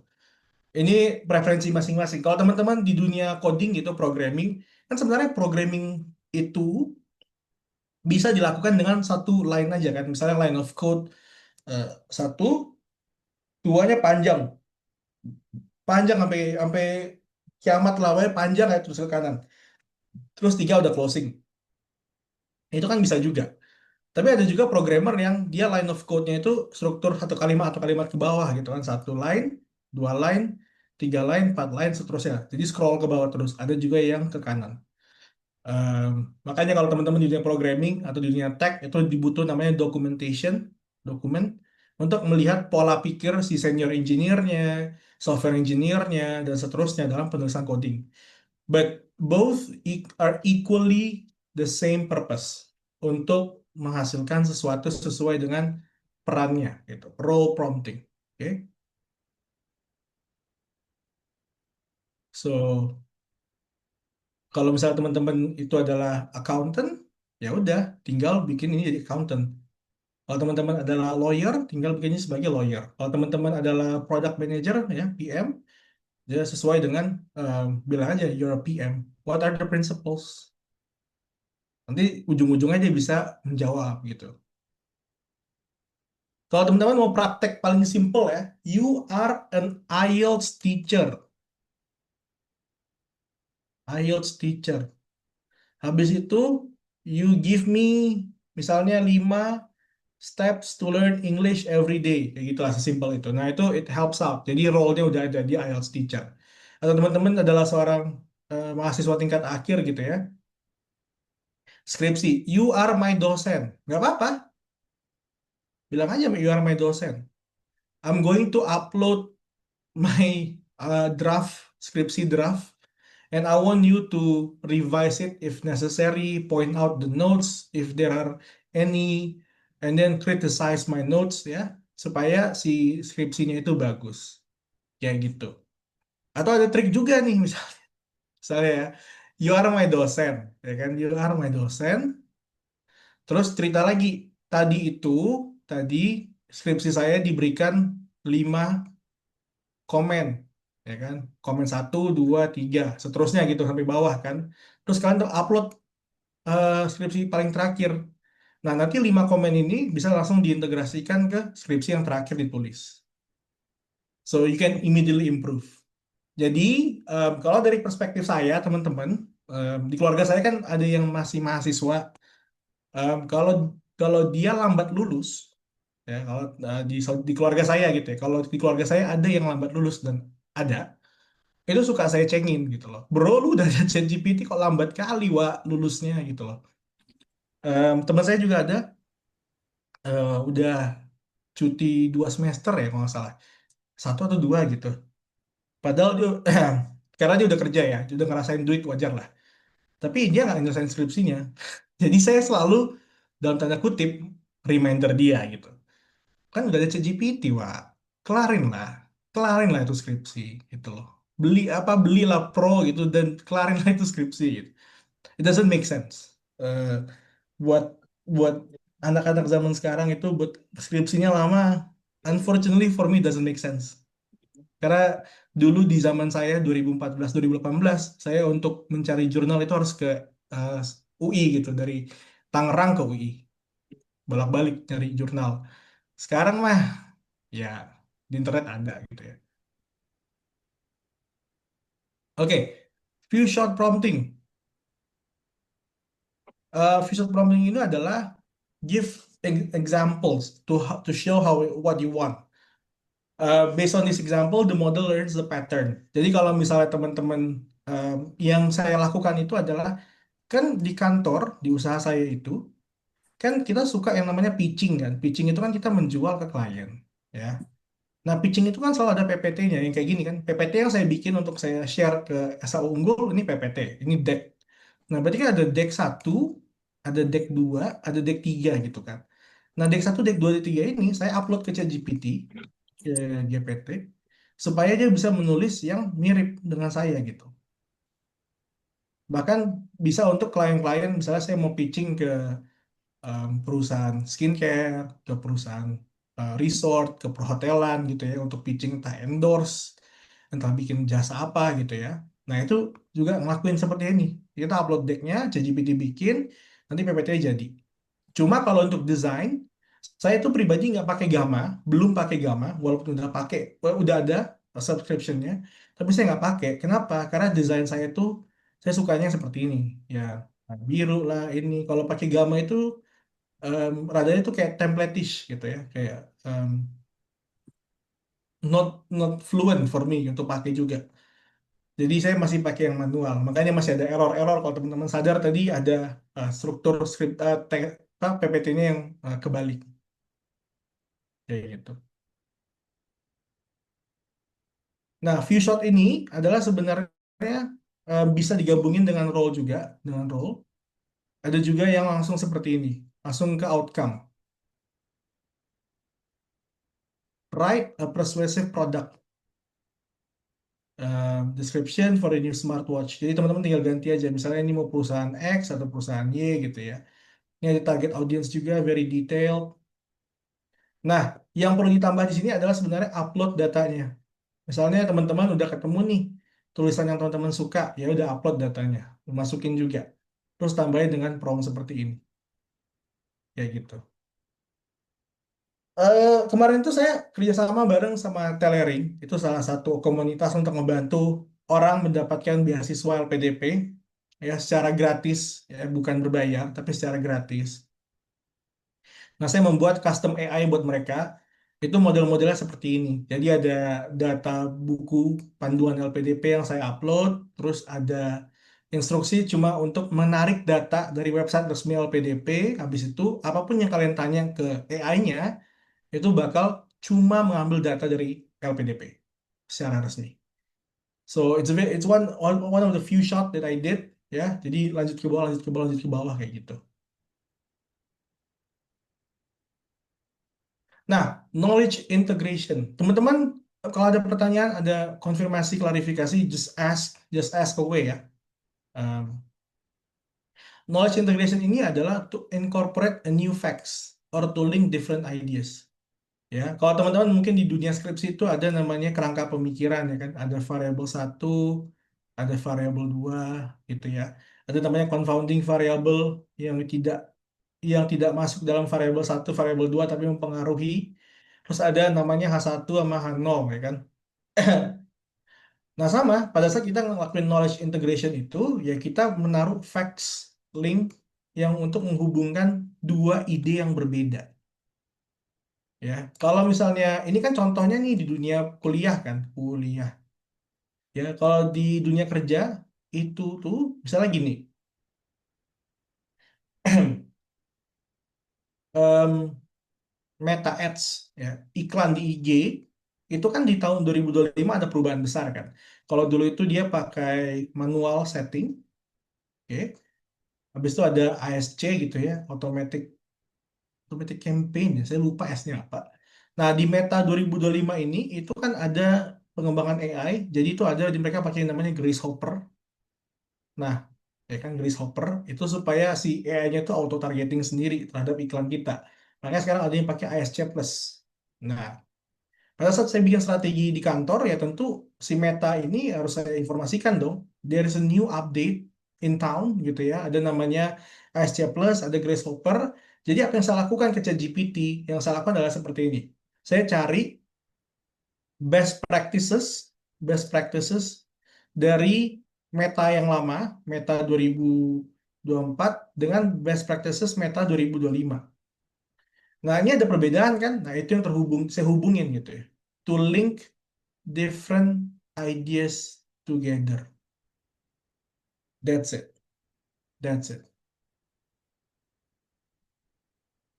Nah, kalau saya ngambil contoh lagi, saya coba ngambil contoh yang mirip-mirip sama eh, mahasiswa gitu ya. Construct a bridge between new and existing knowledge, reframe the comprehensive understanding of the topic. Jadi kalau misalnya teman-teman mau cari fenomena untuk skripsi, bisa upload beberapa jurnal atau beberapa berita gitu ya. Habis itu bisa langsung bikin ini kan, karena ada kata kuncinya, reframe, reframe gitu. Jadi it's something new, very fresh for you to use for research purposes. Nah, identify the core anchor, pinpoint the most relevant concept. Jadi hal-hal penting yang ada di beritanya, yang ada di jurnalnya, yang ada di temuannya, itu bisa digabungin jadi satu. Ya, build the bridge, articulate, precise relationship ini untuk ngebantu juga dalam kerangka pemikiran. Oke. Jadi di antara var 1, var 2, maksudnya variabel 1, variabel 2, hipotesis 1, 2, sama 0 gitu. Waktu ngerjain materi ini, saya jadi ingat-ingat masa skripsi saya dulu gitu ya. Skripsi saya itu dulu mixed method, quanti quali, terus 3 variabel. Saya ngelakuin itu sebelum masa AI itu kayak, astaga, idealis banget dulu. Aduh, ya, tapi ya ngebantu lah. Ada struktur pemikiran yang saya kebawa. Sekali dari skripsi ke dunia kerja gitu, karena harus terstruktur kan. Skripsi itu benar-benar ngebantu pemikiran kita runut. Jadi pada saat kita kerja nanti, runut pemikiran itu terbawa dengan baik. Ya, ada juga yang variation 2. Variation 2 itu bisa knowledge spesifik, kita langsung kasih aja. Kalau teman-teman mau upload PDF 1, misalnya PDF 1. Terus, as a working hypothesis, state the existing hypothesis, ini berarti PDF 2 gitu ya. Untuk di bridge, karena 1 sama 2 itu berbeda. Ya, untuk di bridge. Let's introduce the following evidence. Kalau misalnya teman-teman mau tulis ulang informasinya, atau kalau nggak malas juga bisa di-cut. Please proceed with the following analysis. Kayak gitu. Teman-teman mungkin yang belum masuk dunia kerja bingung, kenapa sih banyak analisis, banyak hipotesis gitu-gitu ya? Karena when you build a business later on, waktu lu bikin bisnis atau lu kerja di kantor gitu ya, sebenarnya kantor-kantor itu pada saat bikin produk atau jasa itu kan perlu survei dulu. So they need to survey, ya kan? They need to understand is it product market fit atau enggak gitu ya. Terus kalau misalnya product market fit itu apakah comply dengan peraturan yang ada di Indonesia gitu. Waktu saya kerja di bank, berbagai macam sertifikasi yang saya pegang itu bekerja sama dengan para LPK, vendor, konsultan, itu harus sesuai dengan ketentuan POJK. Jadi misalnya tiap bulan itu harus ada resertifikasi AML, anti money laundering, ada counter terrorist financing, CTFT, ada juga kita harus memberikan beberapa kesempatan kepada pegawai untuk ngambil CFA level 1 atau level 2, WPP, WMI. Nah, sama certification is a product. Ya, apakah itu comply dengan perusahaan dengan peraturan negara POJK? If it complies, ya lanjut ke proses berikutnya kan. Nah, di dalam proses pekerjaan ini dari survei, dari produk, dari compliance itu kan semua hipotesis. Bahkan sebelum survei dijalani itu juga perlu ada hipotesis dulu. Hipotesis misalnya, oke, produk ini cocok nih untuk masyarakat kita. Cara tahunya gimana? Survei dulu.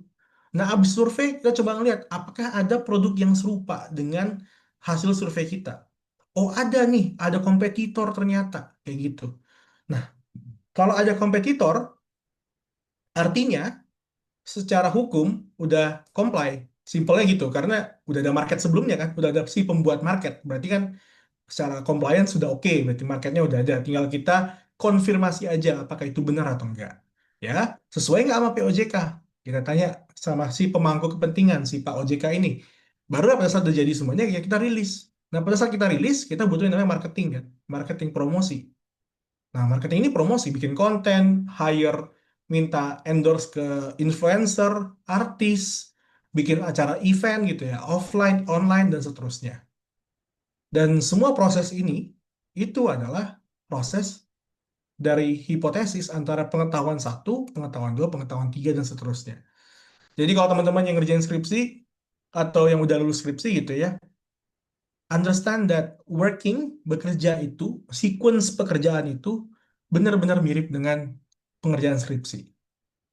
So, saat ngerjain skripsi jangan cuma dikelarin aja, reflektif aja gitu. Reflektif juga.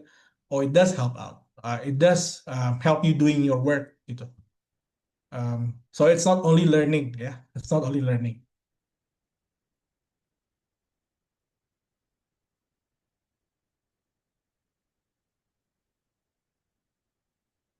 kayak gitu. Oke, question and answering. To get an answer, you can use a question answering prompt. This simply means you input a clear question or task, include extra information, taruh informasi yang sebisa-bisanya, selengkap-lengkapnya to generate the right response. Question and answering ini sebenarnya model lama teman-teman. Kalau teman-teman pernah mendengar yang namanya chatbot, misalnya teman-teman apa ya? Kalau di contoh saya itu saya kan pakai salah satu bank yang saya pakai kan DBS ya, DigiBank. Nah kalau DigiBanknya error, saya pasti ngobrol dong DBS, ya kan? Saya bakal chat yang namanya customer service. Nah customer service ini pada saat kita bertanya, tentu dia akan menarik data FAQ kan, data internal perusahaan tentang bagaimana menghadapi pelanggan, bagaimana menghadapi konsumen gitu ya. Nah itu pasti ada berbagai macam kasus kan, ada kasus A, kasus B, kasus C gitu. B, C. Nah, kalau misalnya kasus saya sama dengan kasus B misalnya, ya udah CS-nya akan langsung mengarahkan ke si kasus B itu loh. Oh, you have the same problem with this previous case. These are the solution for it. Itu ke chatbot adalah hal yang paling simple, yang paling dekat juga dengan kehidupan kita gitu. Ada basis pengetahuan, kita tanya apapun, ya, dijawab dengan informasi yang relevan seperti itu. Chatbot. Kalau teman-teman juga pernah misalnya lihat konten Instagram, komen mau, ya kan, biar dikirim. Nah, itu kan sebenarnya automation kan. Jadi pada saat kita klik mau, automationnya gerak, langsung dikasih DM. Nah, di DM ini kan kadang ada konfirmasi ulang. Misalnya, do you want it? Do you not want it? Gitu ya. Kalau lu klik iya, nanti di DM sama dia linknya gitu. It's a very simple question and answering. Simplest form. Kalau udah praktiknya di bisnis, biasanya chatbot, um, layer satu di customer service, di tech sales, dan seterusnya. Nah, ini adalah frameworknya. Ya, answering the factual question. Answer should include apa, direct and accurate question to answer to the question, harus jelas. Terus core answer-nya apa gitu ya, nanti dia bisa menjawab dengan baik. VAR 2 juga sama, itu adalah using the confidence and context framework. Nah, kalau teman-teman yang belum di dunia kerja mungkin bingung, apa yang maksudnya confidence? Confidence itu biasanya adalah tingkat keyakinan kita itu benar atau enggak. Yang biasanya terjadi kalau teman-teman di dunia sales, kan sales itu kan ada proyeksi kan. Oke, di Q3 2025 itu bisa dapat 1M misalnya. Nah, 1M ini kan pasti ada namanya em, level kemungkinan gitu. Ada opsi satu, ada opsi dua gitu kan. Nah, seberapa confidence? Misalnya level kamu confidence 70%, kita mencapai 1M gitu. Ya, terus yang kalau cuma 500 juta itu di angka 100%. You're very confident gitu ya. Nah, jadi itu adalah confidence level, keyakinan kita. Biasanya confidence level itu untuk justifikasi dan itu pekerjaan-pekerjaan yang uh, complex work. Contohnya adalah lawyer, ya, sengketa haki, kekayaan intelektual, consulting, auditing, advisory role, security measures yang di IT, um, terus product management, how far can your product penetrate the market, dan seterusnya. Itu adalah confidence level. Jadi teman-teman bisa minta confidence level juga ke si AI-nya, seberapa confidence dia. Oke? Nah, group discussion ini adalah hal yang unik ya teman-teman ya. Kalau teman-teman tahu namanya focus group discussion itu kan ada satu orang, oke, dan satu orang itu ada kumpulan orang lagi kan.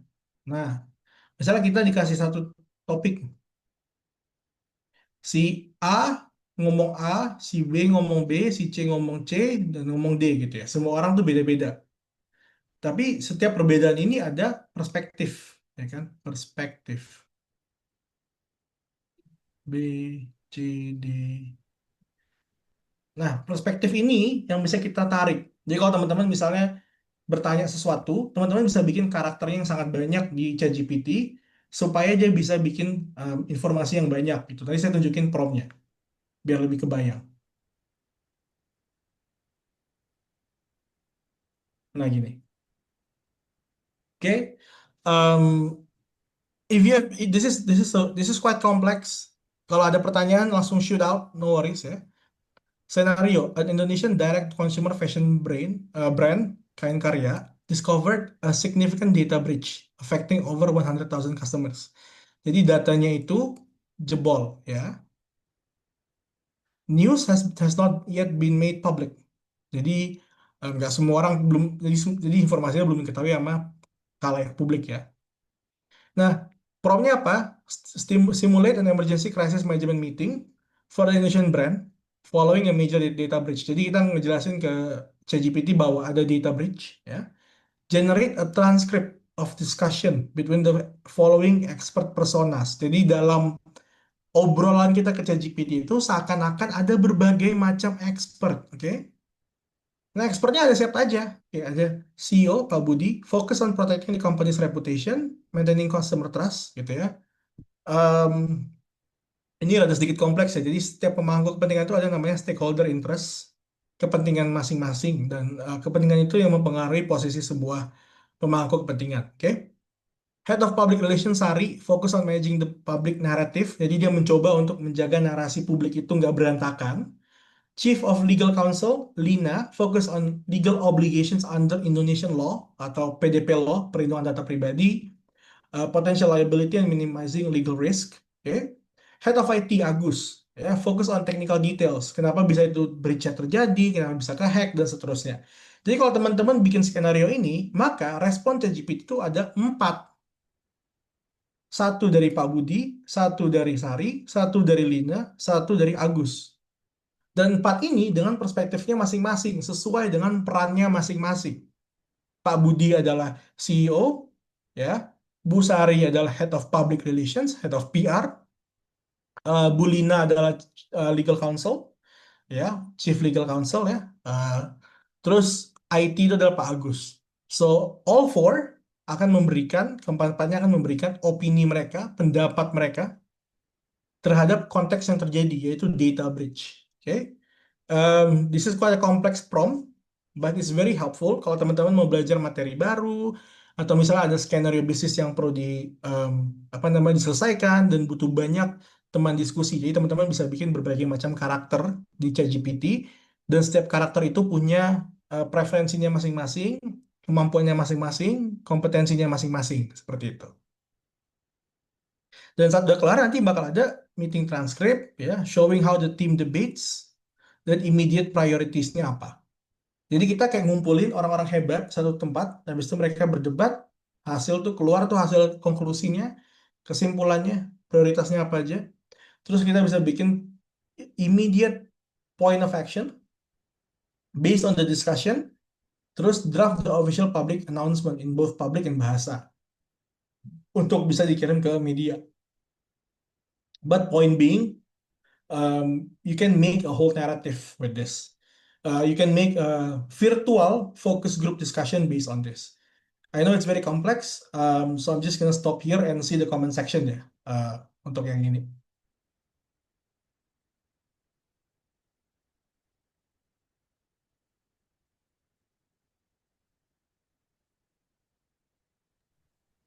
Mas, ini di kolom chat sepertinya masih ada yang diskusi juga, Mas. Ini nanti bisa kita bahas juga. Oke, kalau gitu saya lanjut aja ya. Aman, Mas. Oh, kemana ya kalau gitu sambil. Ini soalnya kayaknya agak alot nih soal AI, Mas. Iya emang betul, memang pasti alot sih, pasti alot, pasti Karena alot. karena bahasan awalnya memang kan tadi ada yang bertanya soal skripsi, Mas, gitu. Ada yang full chat GPT gitu kan. Terus Iya, ya kembali lagi kan sepertinya memang banyak yang ini ya, banyak ada pro kontra lah ya gitu. pasti pasti. Dan untuk saya tadi ngeliat juga dan posisi saya adalah kalau kamu ngerjain skripsi full dengan AI, pertama, itu merusak integritas akademik. Sebagai kampus itu bisa kena. Kalau teman-teman tahu research integrity itu adalah ranking untuk melihat integritas penelitian sama THI World Ranking. Em, itu kalau misalnya full AI, itu bisa ngerusak integritas kampus, bisa juga ngerusak integritas lu sebagai pribadi ya, sebagai akademik dan profesional, dan sangat sangat sangat sangat tidak disarankan ya untuk melakukan tindakan full AI untuk ngerjain skripsi. Enggak.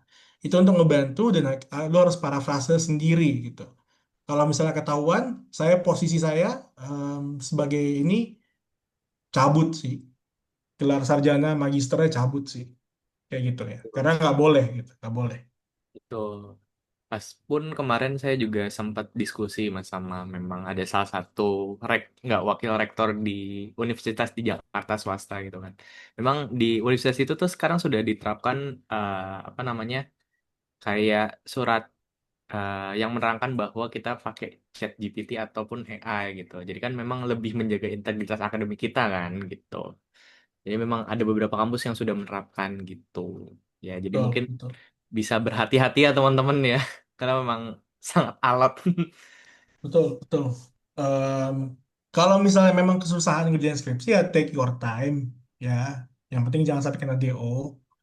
Tapi jangan pakai ChatGPT untuk ngerjain semua skripsi.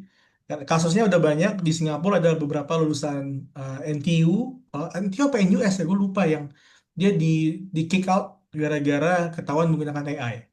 Tentu ada polemik ya, beneran nggak dipakai atau enggak ya, gue nggak tahu gitu. Masih di sort out sama pemerintah sana dan pihak kampus. Tapi kalau ketahuan emang full AI dan terbukti full AI, ya tarik sih. Saya nggak boleh itu nggak boleh sekali kayak gitu.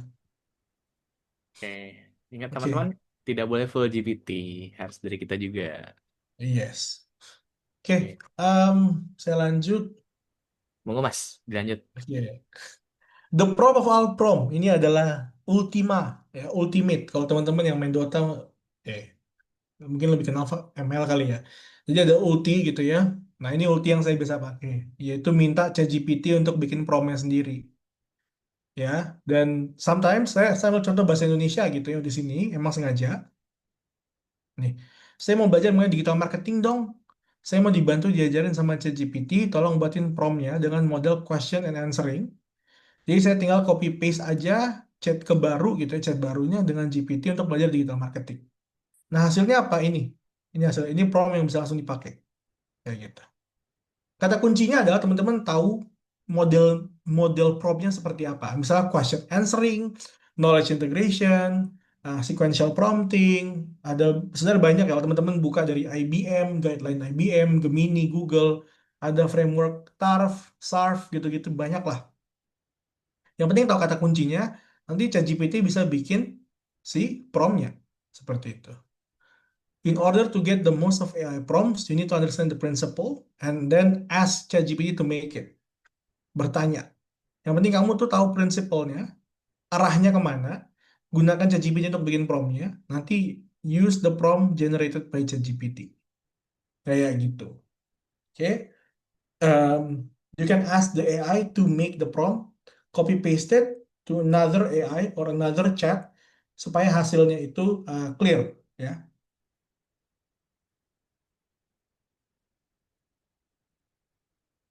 Oke, it really doesn't matter what kind of prompt, so long as you know the principles. Saya ulangin lagi, prinsipalnya adalah strategic, refine, um, terus instructive.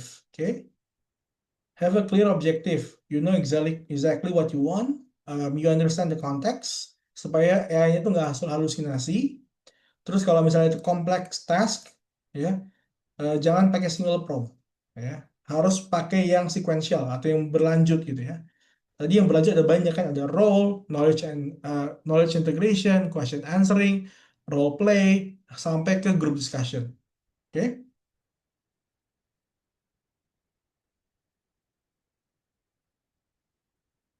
Nah, very short, jadi saya bakal selesaikan aja gitu ya.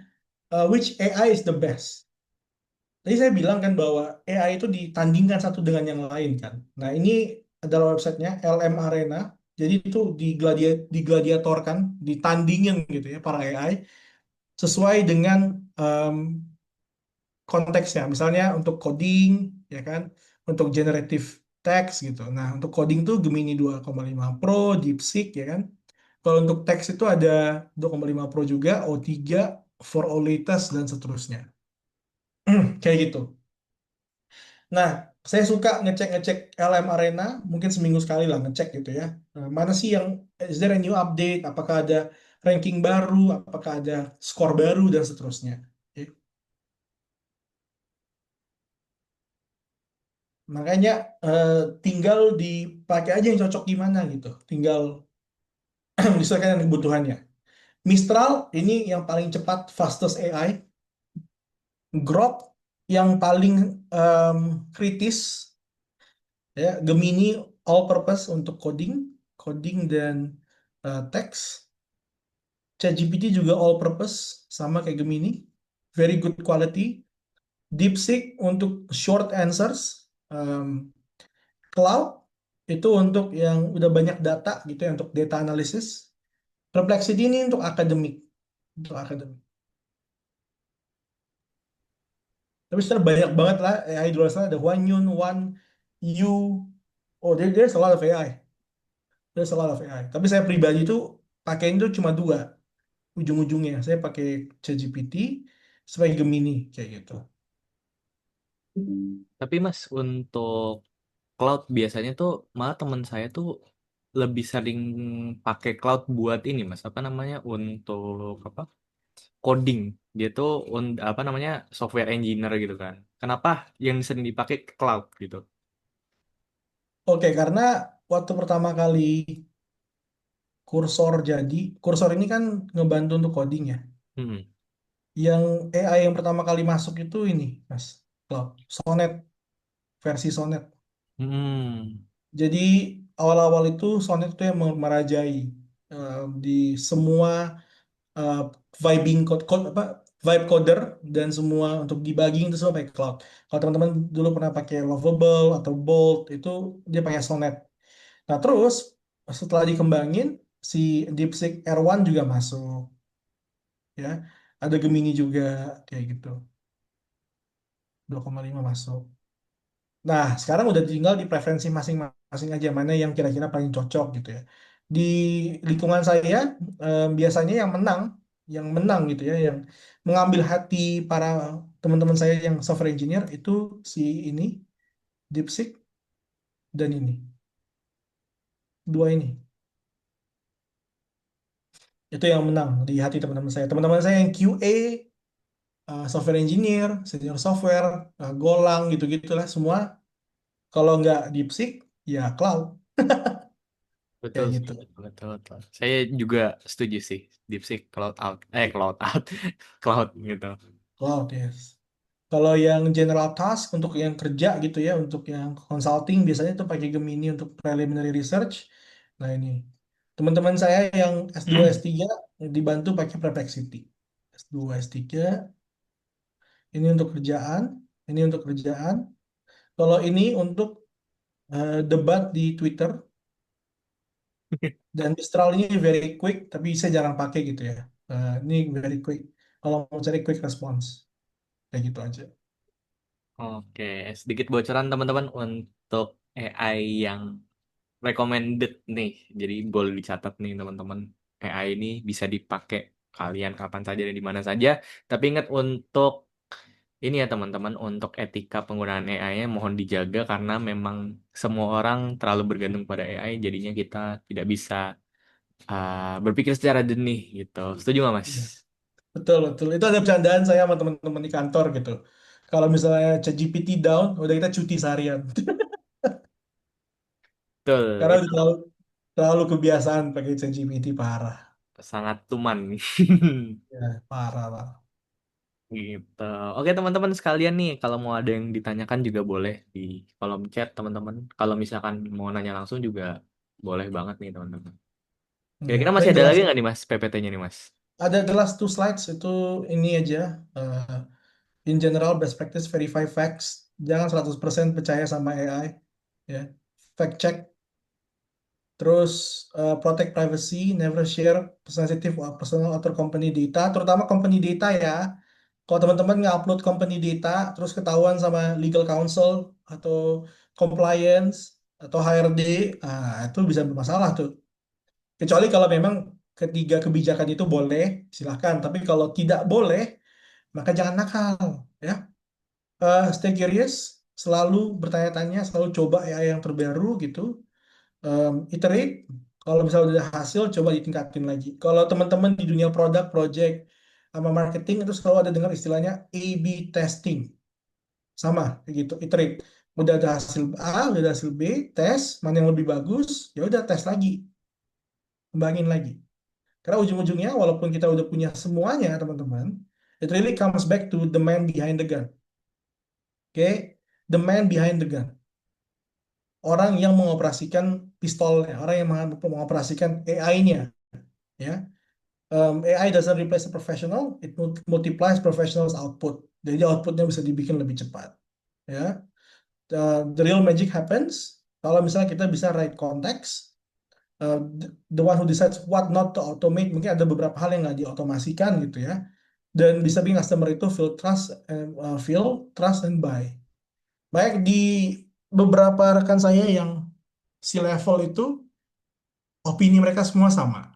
Kalau misalnya hal teknis itu bisa didelegasikan ke AI, berarti pekerjaan yang paling kuat nanti di masa depan adalah yang bergantung dengan soft skill. Bagaimana kita bernegosiasi, bagaimana kita mendapatkan buy-in dari stakeholder, bagaimana kita bisa meyakinkan investor atau bahkan pembeli, membangun komunitas, very very human. Maksudnya pekerjaannya tuh very human gitu.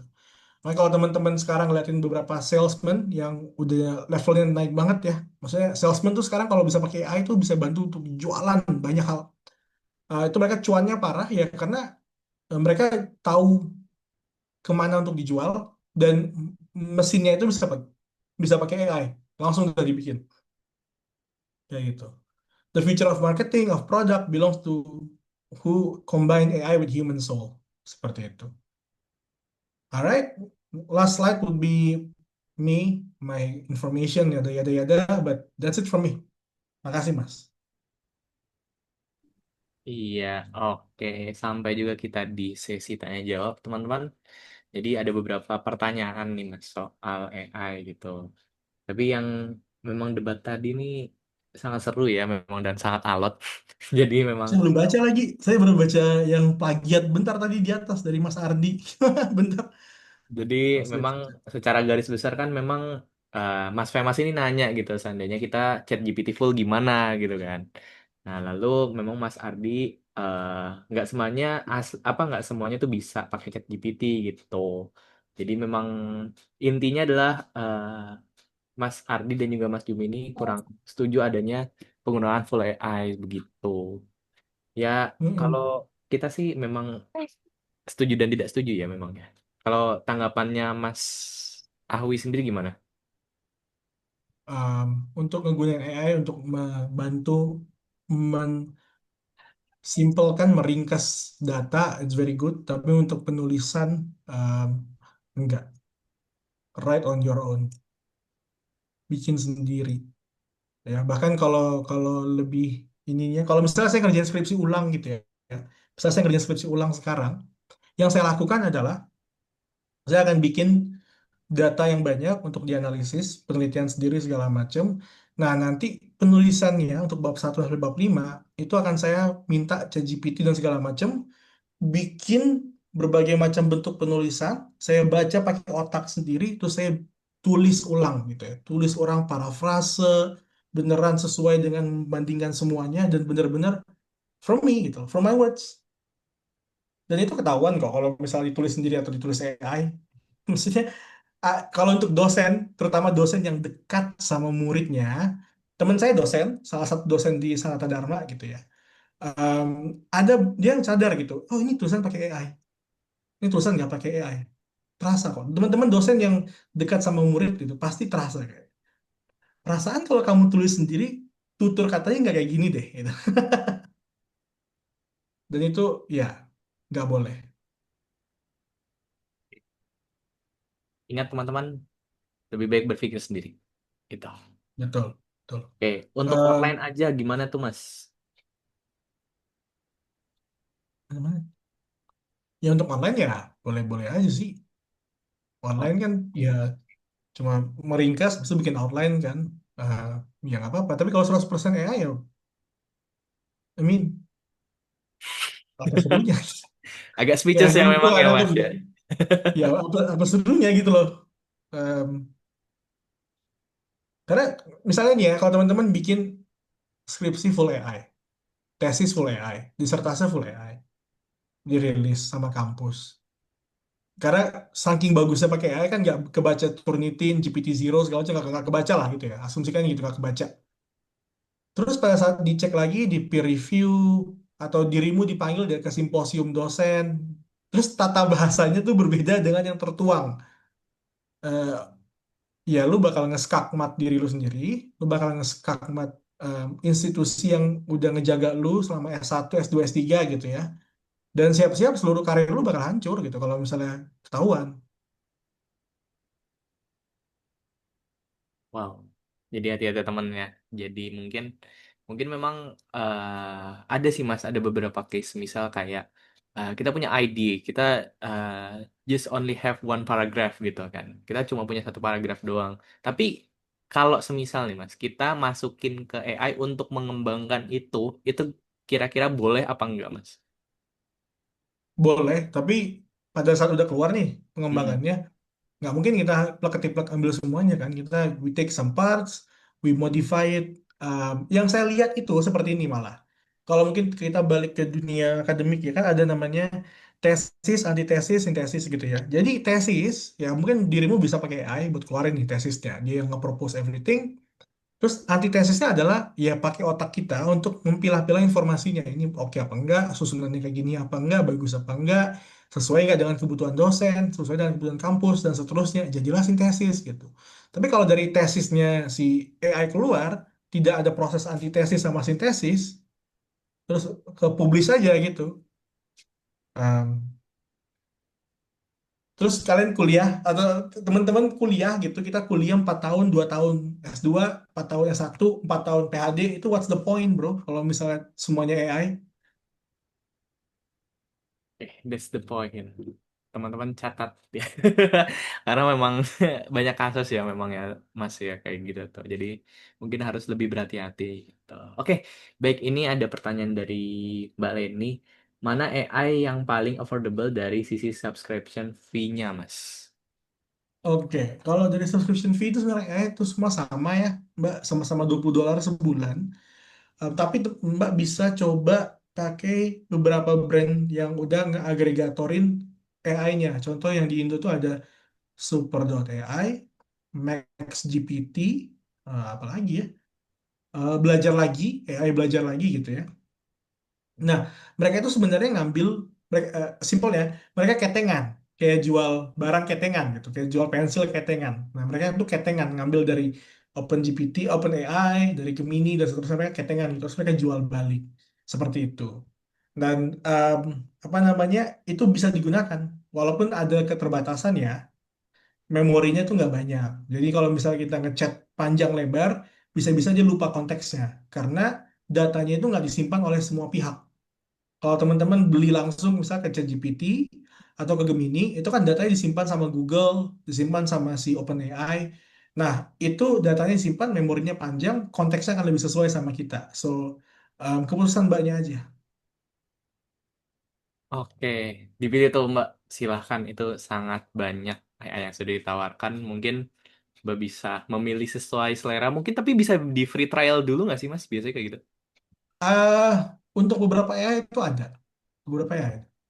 Oke, mungkin bisa di free trial dulu. Jadi semisal memang ada kecocokan, baru Mbaknya bisa memilih gitu. Oke, lanjut Ya. lagi. Ini dari tadi ada Mas Ardi sih. Kalau ide bisnis yang sustain tidak tergantikan AI apa ya Mas? Oke. Em, Jawabannya kalau saya tahu, Mas, saya juga bikin. Jujur aja ya Mas Ardi. Aduh, Mau lama tahu amat. jujur. Iya.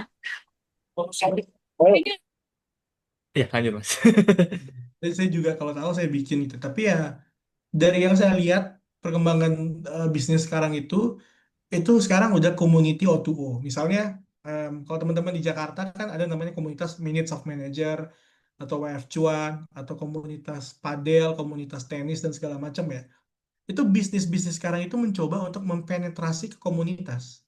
Jadi mereka mendanai komunitas untuk kegiatan mereka. Habis itu eh, mereka berjualan di situ di komunitas tersebut. Jadi membangun hubungan dengan komunitas atau bahkan membuat komunitasnya sendiri, membuat followingnya sendiri kayak gitu. Jadi bisnis yang sustain sekarang sesuai dengan marketing sekarang itu adalah membangun komunitas, ngebantu orang komunitas dan akhirnya komunitas itu akan membeli produk-produknya si perusahaan.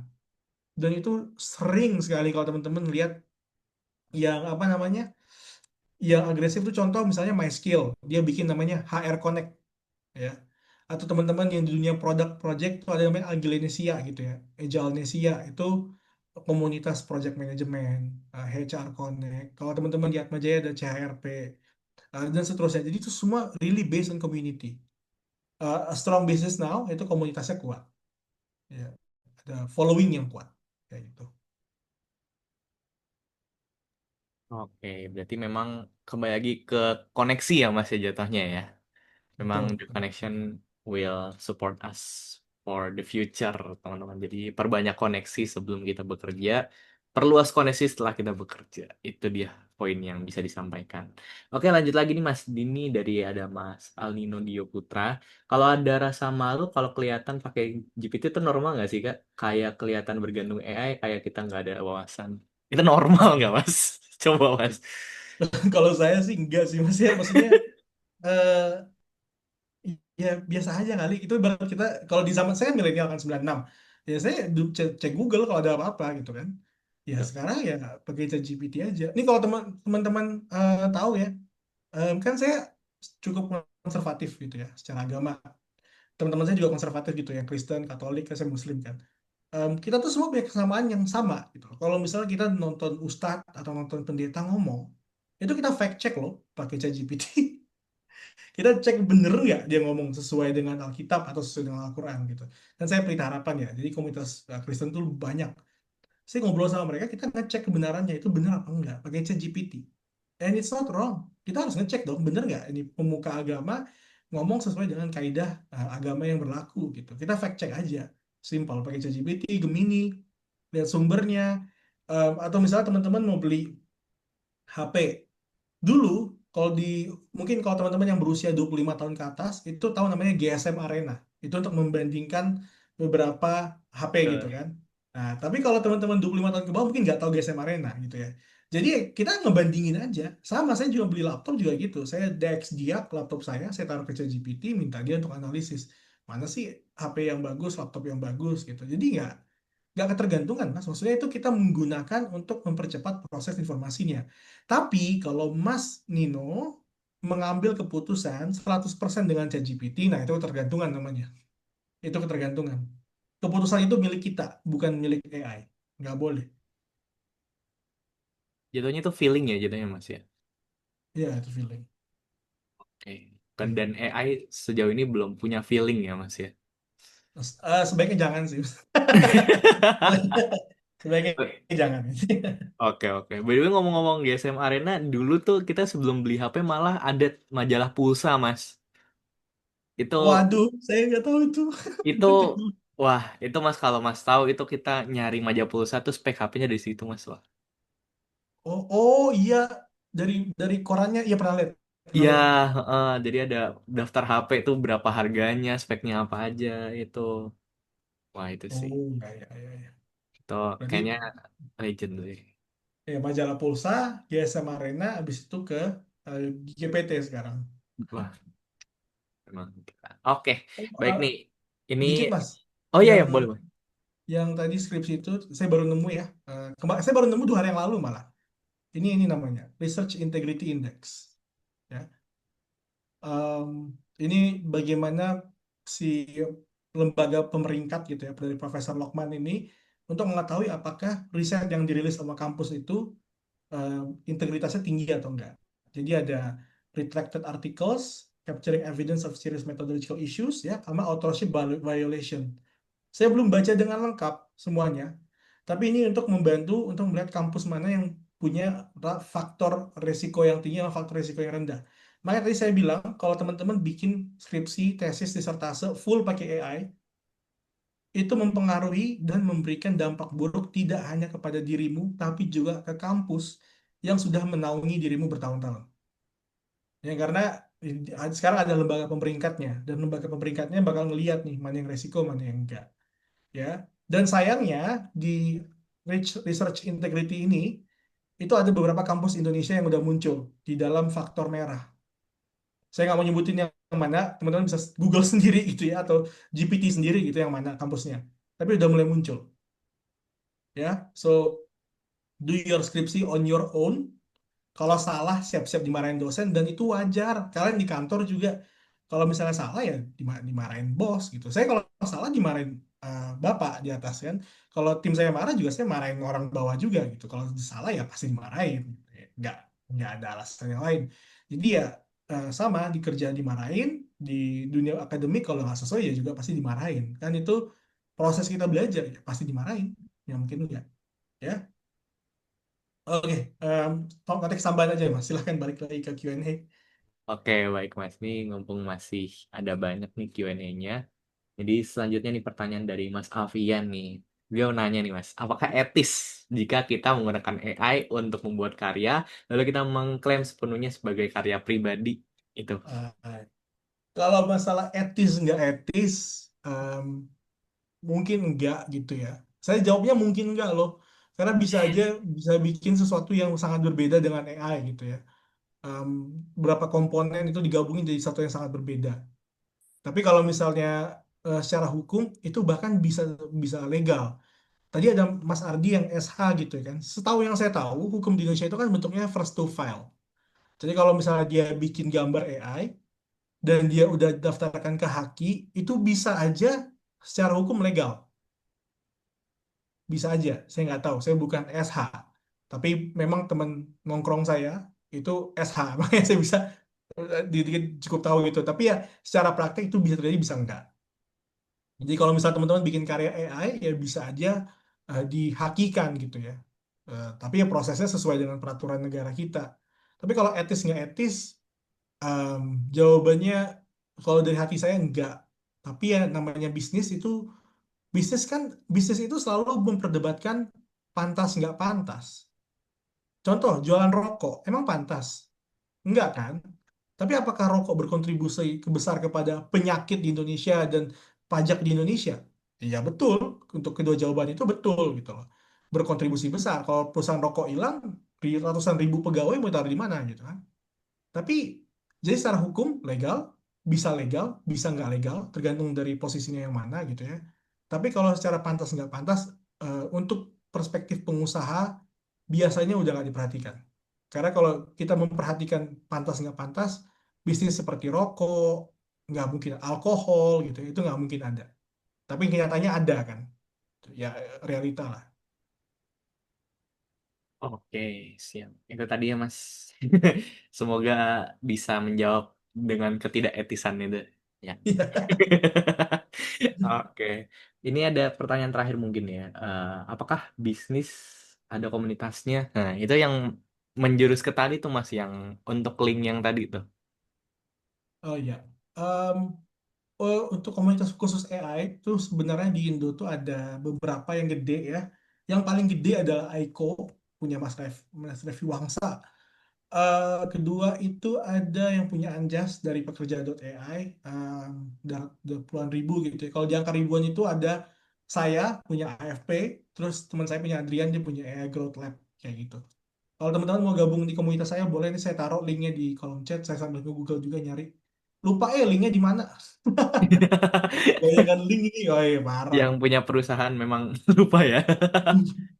Ya, karena kadang tuh ada yang taruh linknya di Slack, ada yang di Lark, ada yang di ini, ada yang di Oke. WhatsApp.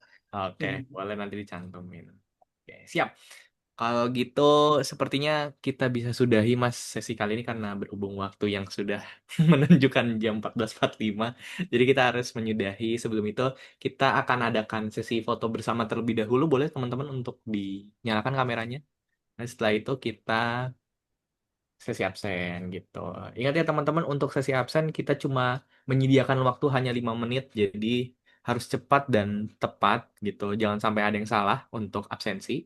Karena memang tidak ada pengulangan dan juga em, nanti takutnya telat. Jadi agak percuma juga untuk ikut webinar ini gitu. Makanya jangan sampai telat ya teman-teman ya. Kita tungguin kok. Memang giliran ngomongin AI memang teman-teman ini semangat nih Mas. Karena karena kalau ngomongin yang lain kayaknya tuh ada aja gitu yang beberapa tuh kayak wah kayaknya harus gini ya gitu. Mas. Saya juga kalau di komunitas saya kan ada ribuan orang kan. Kalau bahasa AI buat gambar, video itu kurang ramai. Tapi kalau AI general dan AI buat cuan, wah rame banget. Hooknya kepake berarti Mas ya. Iya, AI for cuan. Oh muncul semuanya. Oh my God. Oke, baik sudah. Oke, kita foto dulu ya teman-teman ya. Oke, 1, 2, 3. Oke, siap. Sekali lagi untuk next slide-nya 1, 2, 3. Oke, baik. Siap. Terima kasih sekali lagi buat Mas Afwi. Semoga sehat terus dan juga semoga ilmunya bermanfaat untuk kita semua dan teman-teman. Terima kasih sudah join sesi kali ini. Kita akan bertemu di sesi selanjutnya pada hari Rabu juga teman-teman. Dan juga jangan lupa untuk mengisi link absensi. Nanti saya akan taruh di kolom chat. Oke, ini saya taruh sekalian. Oke, dari saya begitu. Untuk sesi kita kali ini terima kasih sekali lagi untuk absensi sudah saya kasih dan juga udah ada materinya di kolom chat. Sekali lagi terima kasih. Wabillahi taufiq wal hidayah. Wassalamualaikum warahmatullahi wabarakatuh. Selamat sore semuanya. Waalaikumsalam. Bye-bye. Oke, thank you Mas. Oke, boleh langsung 5 menit ya teman-teman ya. Untuk sertifikat apakah di email atau gimana? Iya, nanti untuk sertifikatnya nanti langsung ada di email ya teman-teman. Jadi langsung diisi dari sekarang nih teman-teman.